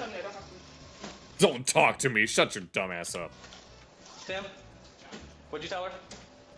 What did you tell her to do? Take her jewelry, everything off the purse, and then your glasses and ask her for her name. All right.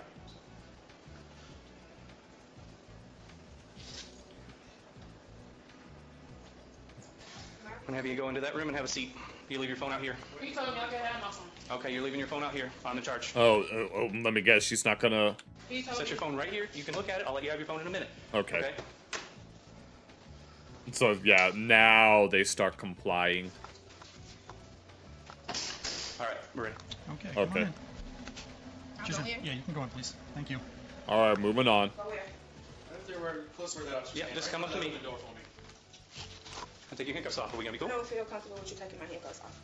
Interesting. You want other people to do it, please? Oh, you want other people? Me? Okay. Yes, I don't feel comfortable with You want me to you. take them off? Kingdom nor your heart. You'll take them off, okay. Yes, that's fine. Really? So she wants certain people to do it, huh? So we're just catering to their whims. Not real comfortable with you guys right now either. No shit. Punched in the head, so.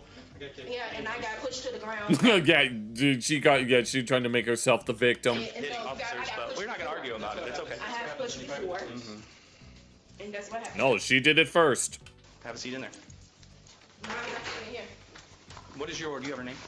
What's your name? I'm not giving you my information. Okay, then you will go to Henry County Jail. Absolutely.